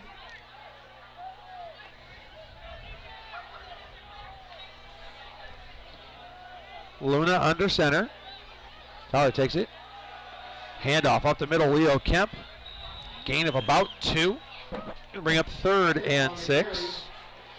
Callaway by number 22, Case Bishop. And they've bottled Leo up, except for one run, pretty well tonight, as well as anybody. Yeah. I think his largest gain is 9, so 3rd down. Bridewell, call it 5. right arm injury. There we go. Maybe a stinger, possibly. Double tight end set. Back split. Handoff. Leo Kemp puts There his we foot in the go. ground. He's trying to get to the 25. He does inside the 20. Down to about the 19-yard line. First down for the Bearcats. Yeah, and that's that outside option. Runs it off the tackle's rear end. It's been much better when they're running that at that angle instead of the dead straight ahead. Indeed, Bearcats inside that Bearcat tri-tip red zone. 6:25 left, leading 6-0, knocking on the door. Trying to go up 2 scores. Luna under center. Raymond flanked out wide to the right. Back split in the backfield. Tyler hands it off to Kemp up the middle. Gain of about 2. Let's give him 3 as he gets down to the 16-yard line. Brings up 2nd and 7. Clock running under 6 minutes to play. Be good to break a big play. Okay, here that first down, ain't got that 2.5, 3 yards. Now you've got 3 plays to get that 7, so you got to get more than 2. All right, Trayvon Bridewell checking back into the ball game. 2 receivers to the right side of the formation. Timeout. Timeout. Bearcats. Bearcats, their 2nd timeout of the half they use. Well, if you score, it's a good timeout. If you don't, you wasted it. Right. So we'll see what takes place here. So you've got a 2nd down and 7. So you really want to get a minimum of 4 yards right here with your running game going the way it is. It's been a struggle. So you don't want to get in a position where you got to throw the ball right here. Right, and especially considering your quarterback has just come off the field, with his right arm dangling a little bit. He's checked back in. But if you have to throw the ball, can he do it, is the question. So we'll find out. And Righetti is not small. They've got some stout guys. I see Aaron Dominguez out there. He's listed at 6'1". He looks like he weighs about 250 to me. Yeah, I'd agree with you there. All right, 2nd and 7. Ivan Pacheco, 6'2", 270. There you go. Backs split in the backfield. Raymond in motion. They fake it. Fakes Hands it it. to Malreader up the middle. He runs over the middle linebacker. Ball's up. Fumble. And does Righetti have it? No signal yet. Nope. Recovered by the Bearcats. Recovered by the Bearcats. Brings up 3rd down. It's going to be 3rd down and The ball's at the 14-yard line. Dave, did you see who got that? Tim? I did not see who got it. All right. It was a pretty good scrum. Thank you, gentlemen. Got it. I'd like to make a coaching judgment there. Reader tried to run that guy over. And You learn, take half their body. Don't run straight into somebody, all right. particularly if you're not really big. 3rd and 5. Handoff, Leo Kemp. Moronis, nice block. Leo going to get to the outside, get to the 10-yard line where he steps out of bounds. So is he short of the first down? It looks like it's close, but Timmy, I think he's going to be marked short. I think he's got it. Think he's got it where Yes, that I spot do. is? He does. First down, Bearcats. it's going to be 1st and goal Bearcats. So first and goal for the Bearcats at the 9. 4:51 left. Coach over here didn't appreciate me being on the sidelines. He kind of kicked me out of here. Well, we still love you, Timmy. All right, first and goal from the 9. Double tight end. Raymond flanked out wide. left. Backs split in the backfield. Bridewell under center. Handoff. Follows the first man. That ball almost didn't get handed off, but I do believe I think Trayvon kept it. I think you're right, Coach. Gets down to about just inside the 5, brings up second down. Foul made by number 50, Jesus Chavez. Make that the 4-yard second goal from the 4. From the Warrior 4-yard line. Hey, if you're Danielle Bridewell Gordon, gets the play from Coach Carroll, brings it to the huddle. If you're missing something, Danielle Gordon, please head up to the announcer's booth. Bearcats knocking on the door. Need to put one into the end zone. 11th play of the drive. Got to snap the football, boys. Unbalanced right. All right. Hand off Dive to Leo, dive right. He did not get in. Got to about the 2. He's going to bring up 3rd and goal from the 2. Foul made by number 50, Jesus Chavez. Running the ball to the right-hand side, Coach. Yeah, Consistently. Yeah, when he runs a straight dive straight ahead, he's not getting as many yards as when they run that veer, and he's running that at an angle. But down here it's tough. They've relied on straight ahead wedge, where you're running right at the A gap here. 3rd goal for the Bearcats from the 2. Unbalanced right. Handoff. Dive that time. Dive, touchdown. Leo Kemp in from 2 yards. Touchdown, Bearcats. 12-0. Cats lead with 3:19 to go in the 3rd quarter. 11 plays, 49 yards. Puts them into the end zone as we take a 12-0 lead. Well, great start. Now, can we get the extra point with a very strong wind now? Wind has really picked up. The flag is almost out straight. All right, Espinosa West to snap to the hole to Bridewell. Snap down, kick up, much better. Mechanics, gentlemen. That one's good, and almost on to 24th Street. 3:19 to go here, 3rd quarter. 13-0, Bearcats in front. Bearcat football brought to you by China Gourmet, D. Lacey, Idler's Home, Community West Bank, Odyssey World Cafe, Anthony's Tire, Savage Deli, Paso Robles Daily News, Blake's True Value Hardware, Jeffrey's Country Barbecue, Western Janitor Supply, S.W. Martin and Associates, Yabba Dabba Dogs, Voice of Paso, and Nick's Barbershop and Hair Design. Dave, did you go by Nick's this week? I did not. You did not. Okay. I'm gonna have to. I'm gonna head in there on Sunday. You know, I need to get a little trim myself, so gotta pretty myself up for the holidays coming up, right? There you go. All right, so I'm gonna work on that and go to Nick's. Coach? Now you got to keep up the intensity right here. You can't think, okay, we got them down 13-0, this thing's over. Because with their receivers, Elias Martinez, they could throw one over your head and be right back in the game in one play. Cover this kickoff and play defense. All right, Garcia does. This time he's going to kick it short to the outside at the 15. Ball's and Righetti got back on it. Oh, wait, no, ball's out again. Let's see who's got it. They're unpiling. And Righetti got back on that. Whoa, that could have been the ball game right there. Number 35, Adrian Santini, put it on the deck. However, Bearcats did not get it. So it's going to be 1st and 10 for Righetti at the their own 34-yard line. Okay, decent field position for Righetti. Bearcats got to hold him back down here. All right, 1st and 10. Martinez flanked out wide right. Double wing formation. McCormack in the pistol. Handoff up the middle. 22 to Ryan Boyvin. Boyvin's going to pick up a yard. Going to bring up 2nd down and 9 as we've hit the 3-minute mark.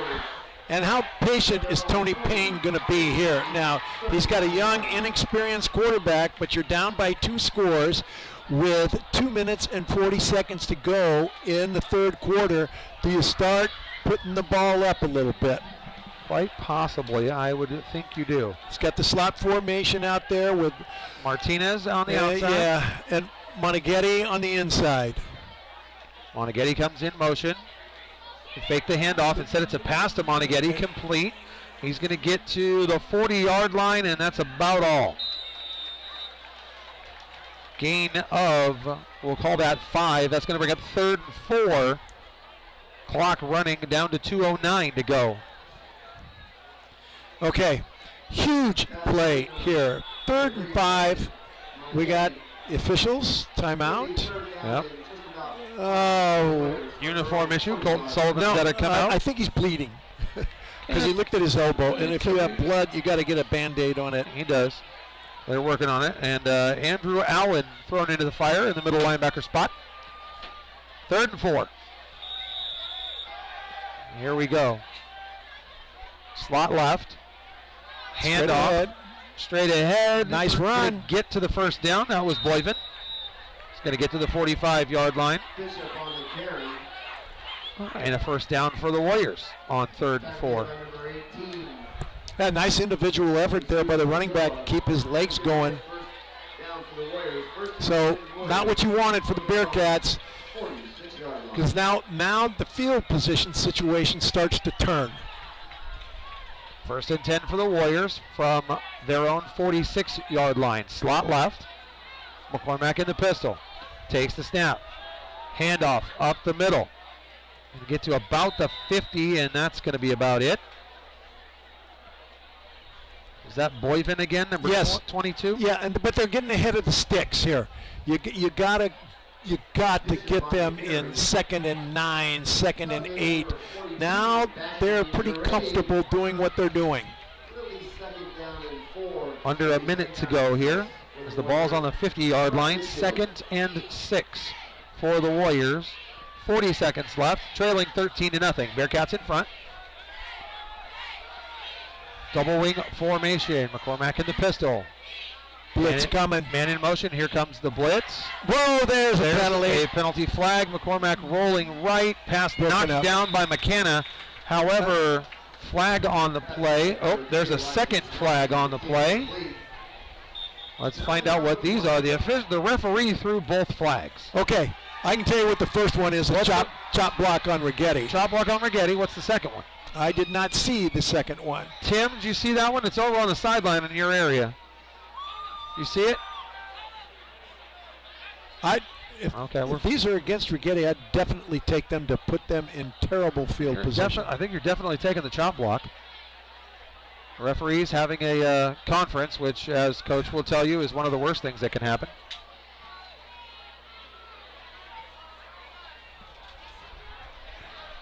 Still waiting. Dave, did you happen to see the second one? I did not. I just saw the flag come out well after the play was over, so this could be 2 penalties on Righetti. We're going to find out. All right, so Okay, first one, chop block. first one, chop block. Second one is a dead ball. Personal foul. Roughing the passer against Oh, the Bearcats. goodness. So this should be nothing. No, the ball's going to stay there, but you lose the down, correct? Yeah. Chop block against. Because you're going to back them up. Is chop block 15 yards, correct?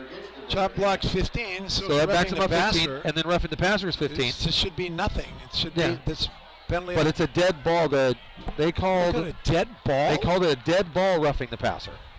Okay, so you got to take. Yeah, it'll end up being nothing.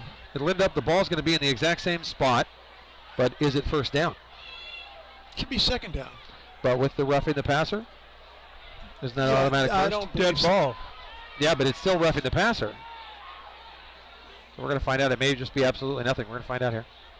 We'll see what they mark it off as, because I think that's what the discussion is. They're trying to figure that out. Bob Rollins, Bob Rollins, please report to the announcer's booth. Okay. All right, so we're going to back Righetti up. Say, excuse me, gentlemen. Second.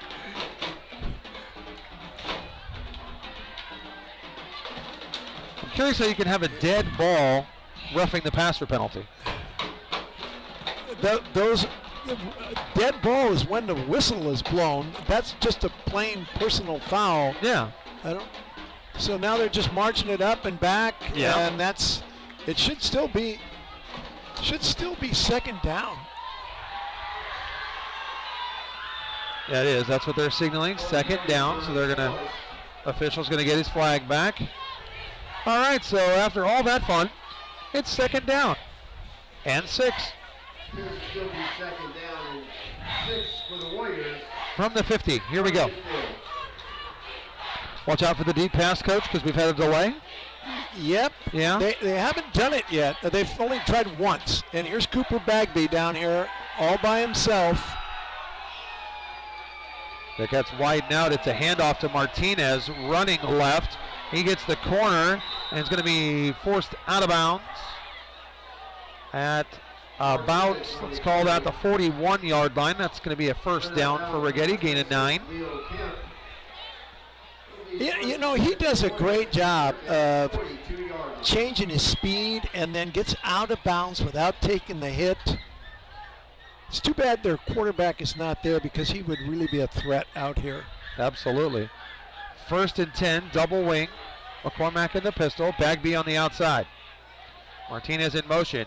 Handoff up the middle, and that gets stopped. Number 36, Kyler Tweet, all over that play. Okay, and this is just what you want. Now they're behind the sticks. It's 2nd and 12. That play will end the third quarter. The score, Bearcats 13, Righetti Warriors 0, and we're heading to the fourth quarter here on the VOP Sports Network. Don't forget, folks, tomorrow, Bearcat Boosters Cornhole Tournament. You can find us here on the live stream on the Voice of Paso as well at about noon out at the Ravine. If you're still looking, you want to enter into the tournament, head on out there to the Ravine. They're starting at 10 a.m. tomorrow morning. $30 for a student team, $50 for the adults team. Help support the Bearcat Boosters program, just like we do here on the VOP Sports Network. The Boosters are a very important part of the community and the high school. Please, please help support Bearcat Boosters. They do a number of things for all the different athletic programs at Paso Robles High School. All right, Coach, you talked about keeping Righetti behind the sticks as we're about to start the fourth quarter. It's 2nd and 12 from the Bearcat 43-yard line. You really got to put the clamps on him on this drive and then go down and score and end this thing. You're flirting with danger here. Yep. All right, here we go. Righetti shifting. Trying to put the receivers on the right side of the formation. All right. Slot right. Man in motion. McCormack takes the snap. A handoff over the left-hand side. It's Boyven. He's going to be brought down at about the 37-yard line. Bishop on the carry. Talented by number 29, Garrett Tidwell. It's going to bring up third down. Let's call it 6. 2-down territory, Coach? Definitely. Third down and 6 for the Warriors. Yeah, you're down by 13. Clock's rolling. We'll be under 11 minutes right here. Yep, you got to score at least twice to win the game. Martinez flanked out wide left, double wing. McCormack in the pistol. Man in motion. He takes the snap. Handoff up the middle. Going to be brought down at the 30-yard line. That's going to be a first down. Yeah, their offensive line is now getting off the ball there on that left side. They found a home for that run. Yeah. Bearcats going to have to put a stop to that, and one of the ways you can do that is slant into that. All right, 1st and 10 from the Bearcat 30-yard line. Clock running as we're at 11:10 to go here in the ball game, leading 13-0. Slot right. McCormack in the pistol. Man in motion. McCormack takes the snap. Ball's on the ground. Who's got it? I think Righetti falls on that just barely. It was Boyven, the running back, who got it onto that football. Loss on the play, however, brings up second down. 2nd and 12. Coach, by my count, that's Righetti's 3rd fumble of the game, and they've only lost 1. Yes, very fortunate there. Bastian Uribe reaching for that thing, just didn't quite get it. Now another big one. Keep them behind the sticks. Don't let them get off. Double wing, Martinez flanked out to the right. Man in motion. Snap, handoff to the outside. Boyven, he's going to reach close to the 25. We're going to call it, I think, the 27-yard line. He's going to pick up 5. He's going to bring up third down and 7-yard line. And 7 yards. They are having much greater success running left away from Bastian Uribe.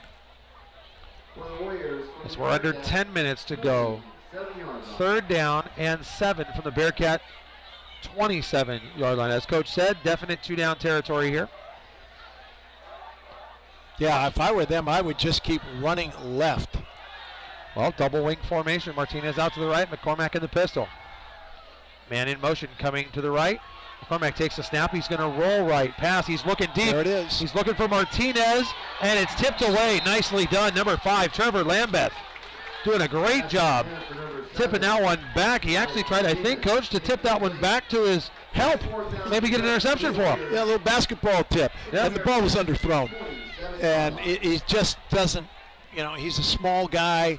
What's he listed at here? McCormack 5'6", 155. 55, yeah. And you're asking him there to throw the ball 40 yards down the field, and he can't do it. Yeah, timeout Righetti. Timeout Warriors. So as we talked about, we got the Cornhole Tournament for the boosters coming up on Saturday. On Monday, it's the locker room show from the campus of Paso Robles High School.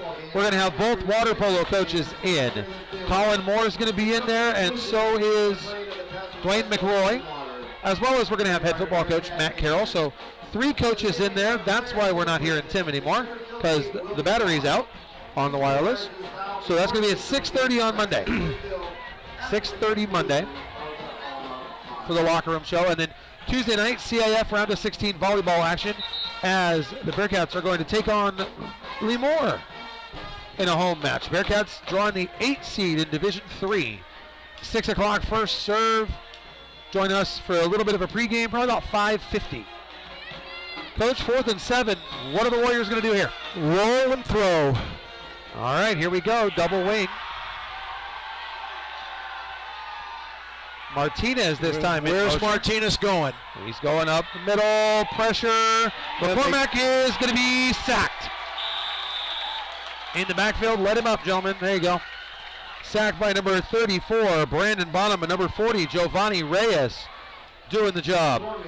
For the Bearcats, turnover on downs for the Warriors. Bearcats are going to take over 1st and 10 from their own 40. Big play there. Now you can go down and knock this out. And that's just inexperience on the young kid's part. You got to throw it. It doesn't put it up for grabs there, but you can't just eat the football in that situation. Yeah, it looked like Martinez was running a post corner. That's what he was looking for, and it wasn't there. All right, Coach. Double tight end set for the Cats. Bridewell under center. Handoff. First man through. It's Malreader. Devitt plows his way for a gain of 9. Taking bodies with him. Cooper Bagby in on the tackle. 2nd down. Yeah, they have run a lot more plays than we have here. They have 17-2. That was just our 13th play right there. But they don't finish, and that's why they're 1-6 coming into this thing. 2nd down and 2 for the Bearcats. Clock running under 9 minutes to play. Double tight end set. Backs are split in the backfield. Handoff. Malreader running right, and I don't think he got it. And he stopped short of the 50. Brings up 3rd down, and we'll call that maybe 6 inches. Dave's at about a foot? About a foot. About a foot, thank you.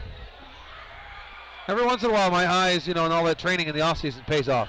Well, there's no line right there either. That doesn't help me either, does it? Nope. Well, we'll keep trying. Coach, 3rd and 1. Wedge. Straight here. ahead. Straight ahead. Straight ahead. Just hand it to him. Give it to him. There, Righetti's all screwed up. Oh, man. Handoff, Leo Kemp. He's got the 1st down, and he falls forward to about the 46-yard line. 1st down, Bearcats. The Bearcats use a number of different formations, and they flip-flop their offensive line, and that time they were strong to the right, and the guys over on the left side didn't pick that up, and they were a guy short. Well, we'll gladly take a 1st down. That's fine. Clock running under 8 minutes to play. Cats leading 13-0. Ball on the Righetti 46-yard line. 1st and 10 for the Bearcats. Double tight end. Backs split in the backfield. Bridewell takes the snap. Fakes the handoff to Leo Kemp. Instead he keeps it. He's going to get outside. Going to get to the 40. Down to the 30 and out of bounds at about the 25-yard line. Trayvon Bridewell. Gain of 19 yards and a first down. Great fake. I didn't see who threw the lead block, but I did see somebody on the Righetti Warriors flying out of the way. Dave, did you catch that? I didn't see who it was. Okay. I couldn't tell who threw the block. That's what I didn't know. Bearcats with the ball on the 25. First down and 10. Double tight end set. Backs are split in the backfield. Defensive change. They've knocked the DB down into the box now. Yeah, 8 in the box. Handoff, first man through. It's Leo Kemp running to the right. Elias Martinez going to get him. However, Leo takes Mr. Martinez forward about 4 more yards. Gets inside that Bearcat tri-tip red zone down to the 19-yard line. Gain of 6. Second down and 4. Clock running as we've hit the 7-minute mark. Just keep doing what you're doing, Coach. Just ground and pound. Oh, yeah. And watch the gentleman in the back. Start snapping it when you get down to 5 seconds. Or less. Yep. Double tight end, wing left. There we go. There's the hiccup in the backfield. Bridewell. Malreader going to hand it off. Kemp the block up front. And Devin is going to get close to the first down. I'm not quite sure he got it. It was very I think close. he's a yard short. Well, it depends. Where's that spot?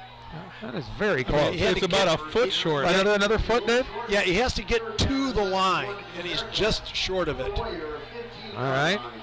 Clock running, 6:12 left. Third, and we're going to call it a foot for the Bearcats. Same formation, Coach. Yep. Handoff. Leo Kemp inside the 10, barrels down inside the 5, or excuse me, inside the 10. He's down at about the 8-yard line. First down for the Bearcats. Nice block up front. Brian Ibarra, number 51. I got you, Timmy. Can you hear me? I got you. Get on down to the goal line. How's that for moving around? Good job. Get to the goal line. Handoff. Leo Five Kemp. left. Going left. Leo runs into a blocker. Excuse me, runs into a tackler at the 8. Bounces forward to the 4. Davies, a bowling ball. That's why his name's Diesel. Exactly. Let's keep that engine running, right? Second and 4. Second and 4. Thank you, Timmy. Second and goal from the 4. Clock running, 5.5 left. And nobody should be in a hurry here. Well, I got some stories to tell you guys when this is all over with. Oh, I'm sure you do, my friends. Tell Tony I said hi. Second and goal from the 4. Bridewell under center. Takes the handoff. Trayvon keeps it himself. He's going to try and find his way into the end zone, and he does. Touchdown, Bearcats. Trayvon Bridewell. Cats go up 19-0. Knocking on the door of a share, at minimum, a share of the Mountain League title. You think they're going to try 2? I do. I'm just saying. I do because I don't see the kicker out there. They're going for 2. Thank you, Timmy. I hadn't seen the kicker yet, Dave. I see him running on the sideline. No, but it's a perfect opportunity. There you go. I agree with you, sir. Need to practice. Yes, you do. I agree. 100%. All right, Bearcats going for 2. Ball on the 2.5. Boy, Righetti's got everybody and their brother up there. Double tight end, handoff, Devin Malreader, and he walks into the end zone. 2-point conversion is good. 5:06 left to go in the ball game. Bearcats lead the Warriors 21-0 here on the VOP Sports Network. That was awfully easy on that last one. That was just old-fashioned 1950s dive right. And usually on the goal line, you got guys in the gap, and that didn't work. But Righetti is tired, guys. Yeah. I'm watching body language. I see hands on knees, and yeah, they're out of gas. Heads down, body language, body language, body language. Bearcat football brought to you by the Odyssey World Cafe, Community West Bank, Savage Deli, Anthony's Tire, Western Janitor Supply, Idler's Home, China Gourmet, and D. Lacey. And every time I say that name, ladies and gentlemen, I have to say it because D would yell at me if I don't. Go Bearcats. Garcia going to kick off for the Bearcats. Martinez back deep. As well as number 12, Elroy Perez. And here we go. High short kick, going to be fielded by one of the up men at the 20. He drops it, picks it back up. He's running right, running for his life. And Hayden McCanna's going to find him and maybe the football. Oh, he looked like he wanted to pitch that to his buddy number 3. He was trying to pitch it, and Hayden almost took it from him. Oh, no. Well, that would have been a terrible mistake. It was one of those things, they're coming after me. Here, you take it. I don't want to deal with this anymore. There was definitely deer in the headlight look. There you go. All right, 1st and 10 from the 29-yard line.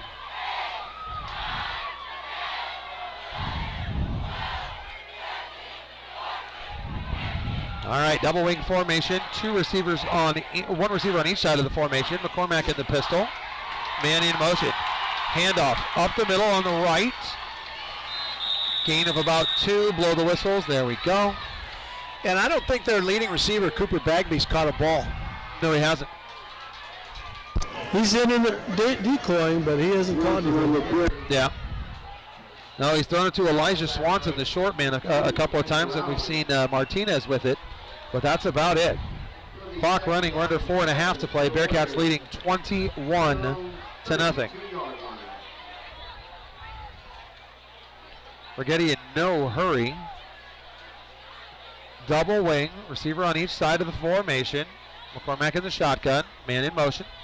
Takes the snap, handoff, running right. Boyven gets to the 35, and he's going to be brought down at about the 39-yard line. And looks like we're going to have a first down. Going to give him the first. We are indeed. So they are content to try to run this out and maybe get a score here, but they are not trying to win the game. The game is, in their opinion, out of reach, and in mine also. They just don't have the kids they've had in the past, the speed. I'll third that for you. Well, we can talk about that in just a moment. Man in motion. He's going to receive the handoff. That's Bradley Spence running left.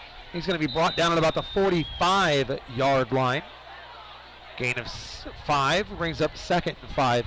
Yeah, Coach, they got raided, as I would call it, by the school across the street. And we've got a Bearcat down, which is not what we want to see. Is that Bastion? No. No, it's a 52. 52. Andrew Allen down on the field. Hopefully it's just a cramp. Yeah, Coach, we saw that, and the same thing happened with Aurora Grande.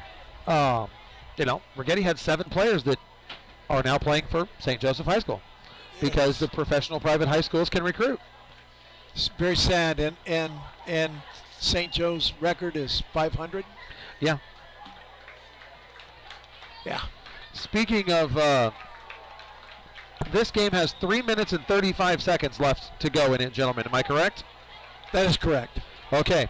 Lompoc is at home against Oxnard. It is 42-21 Lompoc with 42 seconds left to go in the first half. Final score 80-40. Probably. The kids are still awake by then. McCormack gets the snap. It goes under him, and he gets sacked by Bastion Jareggi. Took his eyes off of the football on that snap, and Bastion with a sack on senior night. He's been all over the place. Loss of 10 on the play, 3rd and 15. Timeout. Yeah, timeout coming here for Righetti. And wholesale changes for the Bearcats. Yeah, get the seniors in there, right? 6 guys in, 6 guys out. Coach, so you've got it. St. Joe leading Pioneer Valley 21-0. Yeah, Pioneer Valley just can't score. They just... St. Joe had a goal line stand at the half. And St. Joe just scored, make that 28-0.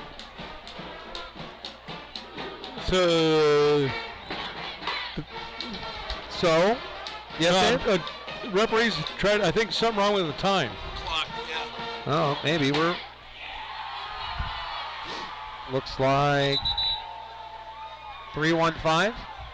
Yeah, he's saying 3:15. He is saying 3:15. He's waving at Dewey.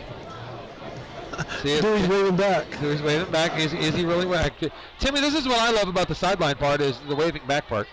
Okay, here we go. I can never tell who they're waving at, but it's always fun to try and figure out.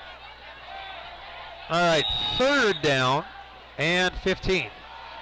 Bearcats showing blitz. McCormack looking deep down the sideline. He's looking for Bagby. And Bagby came down with it. Great catch. Caught it. And Trevor Lambeth, yep, he's going to get up. He's okay. Great catch by Cooper Bagby. Go up and get it. And Coach, like you and Tim, like you both talked about, that was a great catch. Where has that been? From the Bearcat 38-yard line. 1st and 10. Clock running as we've reached the 3-minute mark. McCormack going to roll to his left. Being hounded. Now a jump pass back over the middle, complete. Brought down at the 25-yard line. That's number 2, Case Bishop, on the reception. Bearcats, wholesale substitutions one more time. Coach Matt Carroll would like to probably keep the shutout, I think. Wouldn't you, Coach? Most definitely. They got their 2 best kids down at this side. Yep. McCormack going to hand it off, running it left, and that goes nowhere. Tackle in the middle of the field. Number 3, Jake Moronis on the stop. 2nd down. Tim, I got an update for you. San Luis Obispo 31, the Atascadero 6. 4th quarter. Ouch! I was homeschooled. 2nd down. Bagby down here. Yep. Rolling right. He's looking for Bagby, and instead he finds Martinez. That's complete. We have a flag down, however, back by where the quarterback was. He's a yard short. Yeah, roughing the passer is going to give them the 1st down. So that's going to put the ball, let's see, Timmy to the 16. So my math skills tell me we're at the 8. Dave? Half the distance. Dave, do I get that one right? I don't know. Oh, come on, Dave. Give me one. I'm saying the 10. You're saying the 10? I'm saying the ball's going to be at the 5. Coach is saying the 5. Thought it was half? Half the distance to the goal. That looks like the 8-yard line, gentlemen. I think that's what I said. Yeah, Tim, that's what Tim and I both said was the 8-yard line. So, yeah, I think we're good there, Timmy. All right, 1st and goal from the 8 for Righetti. Double wing, clock running. Boyven in the backfield. McCormack in the pistol. They're running a trick play. It's a jump pass, complete, touchdown. Touchdown. I do believe, oh, no, I heard whistles. I was trying to figure out what it was for. I don't know.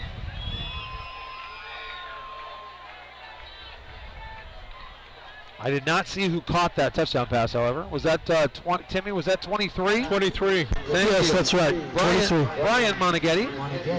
A little fake here, a little The score. handoff there, and the old halfback pass. Perfect pass in the corner. Yep. All right, put the hands team on the field here in just a moment after the PAT from Magayon. Snap down, kick up, and Bastian Jareggi was unblocked again. He's unstoppable, that guy. Sort of right up the middle. It looked like he got there before the snap did. Yeah, almost. Right there. So 21-6, Bearcats in front, 1:56 left to go in the ball game. Coach, I have another update for you from San Luis Obispo. Templeton 0, Mission Prep 63. Oh. Whoa, maybe they are the real deal. 4th quarter. But really, should they be in Division 2? Well, We'll find out. we're going to beat a lot of teams by a lot of points. We're going to find out in a couple of weeks, and yeah.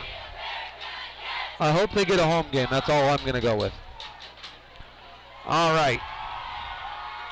Kicking off, I believe that's number 40, Jose Barro, for Righetti. Bearcats have the hands team on the field. McKenna, Sullivan, Chavez. I see Lambeth. Ball's off the tee. Ball blew off the Ball tee. blew off the tee. That's a reset coming. Now, Coach, don't they have to have so many players on each side of the ball? Yeah, they do. Yeah, And we got that's multiple yeah. flags. You can't do that, gentlemen. Timeout. Timeout, Bearcats.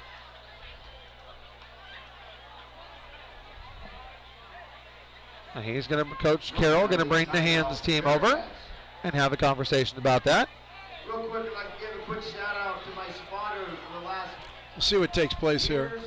Yes, indeed. So, gentlemen, I know we're looking forward to next week in Arroyo Grande as the Bearcats are going to take on the Arroyo Grande Eagles.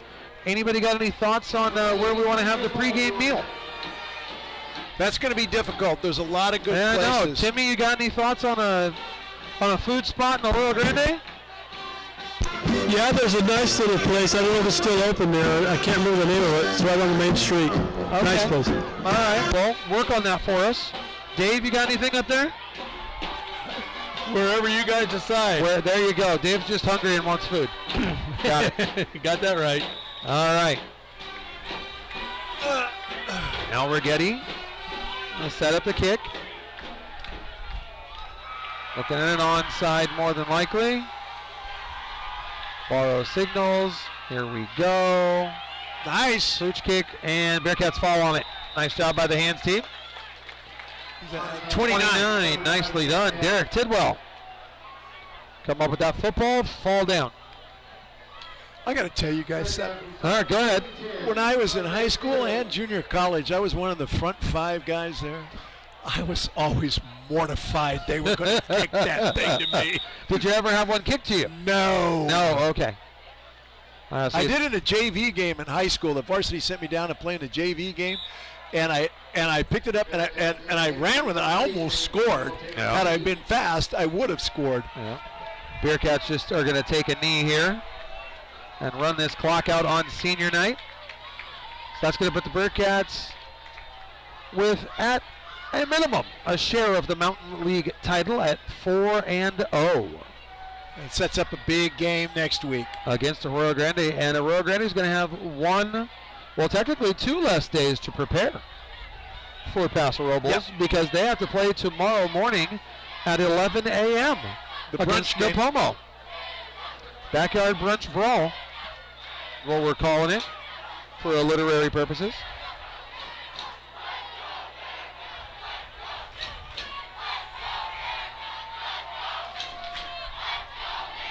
He's got to wait quite a while. Rydwell, takes down. the knee. Yep. He's just got to get under 40 seconds right here, and I think he easily will. Wait. Yep. Because we're at 48. Yep, hasn't put his hand up yet. No, he's looking at Tim. He's waiting for Tim to tell him what to do. I waved, Daddy. There you go, good job, there's the point. They take the knee, that's going to do it.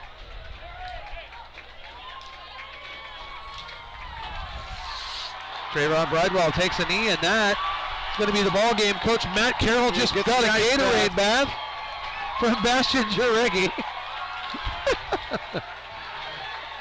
Bearcats are going to find a way. Hey, what's one of the goals that you put up on that board, Coach? You start the season. Win the league championship. Well, at minimum, the Bearcats have done just that with at least a share. Final score is going to be Bearcats 21, Righetti Warriors 6. Dave, you got any final thoughts up there? Great game. Great game. All right, Timmy, you got anything for us? I thought this may be the Bearcats' best overall game. What a defensive game against a pretty good opponent. I think they're a pretty good team, and I really enjoyed this game. I would second that with you, Tim. Coach Stansberry? My congratulations to Coach Matt Carroll, the staff, and the players. It's been a long time since we've won the league championship. And Matt brought up a point the other day. We were talking, and it's been a long time since, you know, guys, it's been since 2000 when we had a good team, Tim, 14, since we won a playoff game. So that has been 7 long years. So if we can keep doing what we're doing here and win next week and be one of the top 4 teams in the playoff division, that will really help settle that situation too. But, you know, it wasn't perfect, but it never is. But you won, and you're right there, league championship. So congratulations to them. And it's been a steady improvement since last spring, and a hell of an improvement since 2019, huh, guys? Yeah, absolutely. You know, with this playoff format, you want to win all those games so you can be at the top of that list. You don't want to go into Division III being down towards the end. So winning still matters. It most certainly does. Absolutely. Hey, Tim, before you escape, let's see if we can get Coach Carroll. All right? Okay, I'll see if I can there. See if you can get him and either Leo or Devin or even Trayvon, somebody in there. Maybe or him, Bastion. Bastion too, yes. Yeah, Bastion Draghi would be a good one. Yeah, see what you can do. I'll give him my earplug here. There you go, boss. Appreciate you. All right. Righetti loses with the Bearcats here, 21-6. Bearcats. Big crowd on senior night. Absolutely, and you have to love it. And like you said, Coach, this is one of the goals on that list when you start the season is win your league title.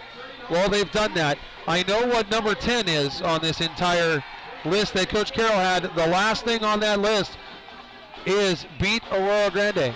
So I don't see the Bearcats taking it easy next week. You know, maybe resting a few guys here and there to try and get a better seed. I think they're going to play everybody, and I think they're going to go down there and give the Eagles a run for their money. Definitely. And the other thing is, you want to go into the playoffs two things, healthy and with momentum. You don't want to be stumbling into the playoffs. So, yeah. Next Who do you want first, guys? You can get Coach Carroll if you can. Let's try Matt first.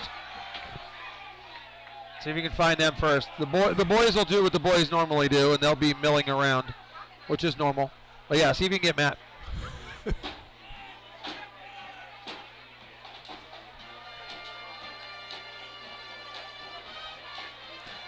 Yeah, Coach Carroll, congratulating coaching staff.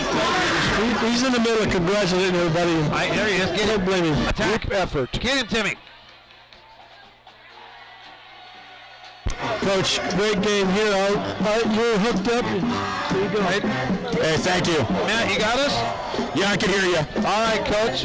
Congratulations on at least a share of the Mountain League title. You're first.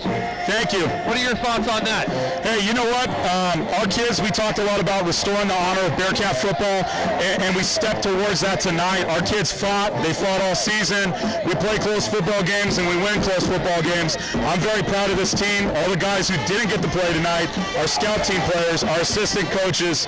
This is a great team victory and a great team achievement. Hey, Matt, congratulations to everybody, the players, the team, the coaching staff. Righetti put up a pretty good fight for a team with no quarterback there and what they've been through, and you guys met the challenge. Yeah, you know, they're tough. Tony Payne's a great coach. Righetti teams are known for being tough, and I tell you what, we ran veer all the way down the field there, Coach, and I'm sure you recognize that, and we just went mano-a-mano, throwing rocks in the trenches. Hey, you know, Coach, you did a great job with it, and yeah, you're right. We were calling veer all the way down the sideline. If they can't stop it, keep running it, right? If it ain't broke, don't fix it. That's what my dad always says. All right, Coach, go celebrate. Go get dry. We don't need you to have a cold, okay? Thanks, guys. Thank you for all you do, Voice of Paso. Thank you, Paso Robles. We'll see you Monday. Thank you, sir. See you guys Monday. Thanks, guys. I'm going to get you Bastion Drager right here. Oh, why, thank you. Give Bastion a moment to get hooked up. Oh, shit. Bastion, you good? Yeah, I got you. You got us? Yep. Well, number one, congratulations as a senior on senior night, not only for the sack, but your Mountain League title, your Mountain League champions, at a minimum, co-champions. What are your thoughts yes, on sir. that? Hey, next week we're going to make it league champs, not co-champs, league champs. All right, so talk about your night. Talk about your experience as a Bearcat here playing at home on senior night. Hey, you're talking about this? Sorry, it's really shocking. Say that again. Talk about your experiences as a Bearcat. As a Bearcat, this culture is amazing. From the first year that I played football here, I knew I wanted to stay here all 4 years and finish here. And tonight, I got to reap the rewards of this night, and it was a great thing. All right, well, you know what I'm going to let you do, sir? I'm going to let you talk to Coach Stansberry. I know he's got a question for you, so here he goes. Yes, sir. Hey, the second week in a row, kind of an odd offense with wings and a lot of motion, and you're playing on the outside. and a lot of responsibility there. And they were paying particularly close attention to you. In my opinion, you were getting double teamed a lot, correct? Say that again. Sorry, the band's too loud. I can't hear you. You were getting double teamed a lot. Oh yeah, every play they had me double teamed, and they couldn't hold me. They had to hold me out too. They can't just let me one-on-one. That was my opinion too. That there was a little shirt grabbing and grabbing your shoulder pads going on. Is that a correct assumption?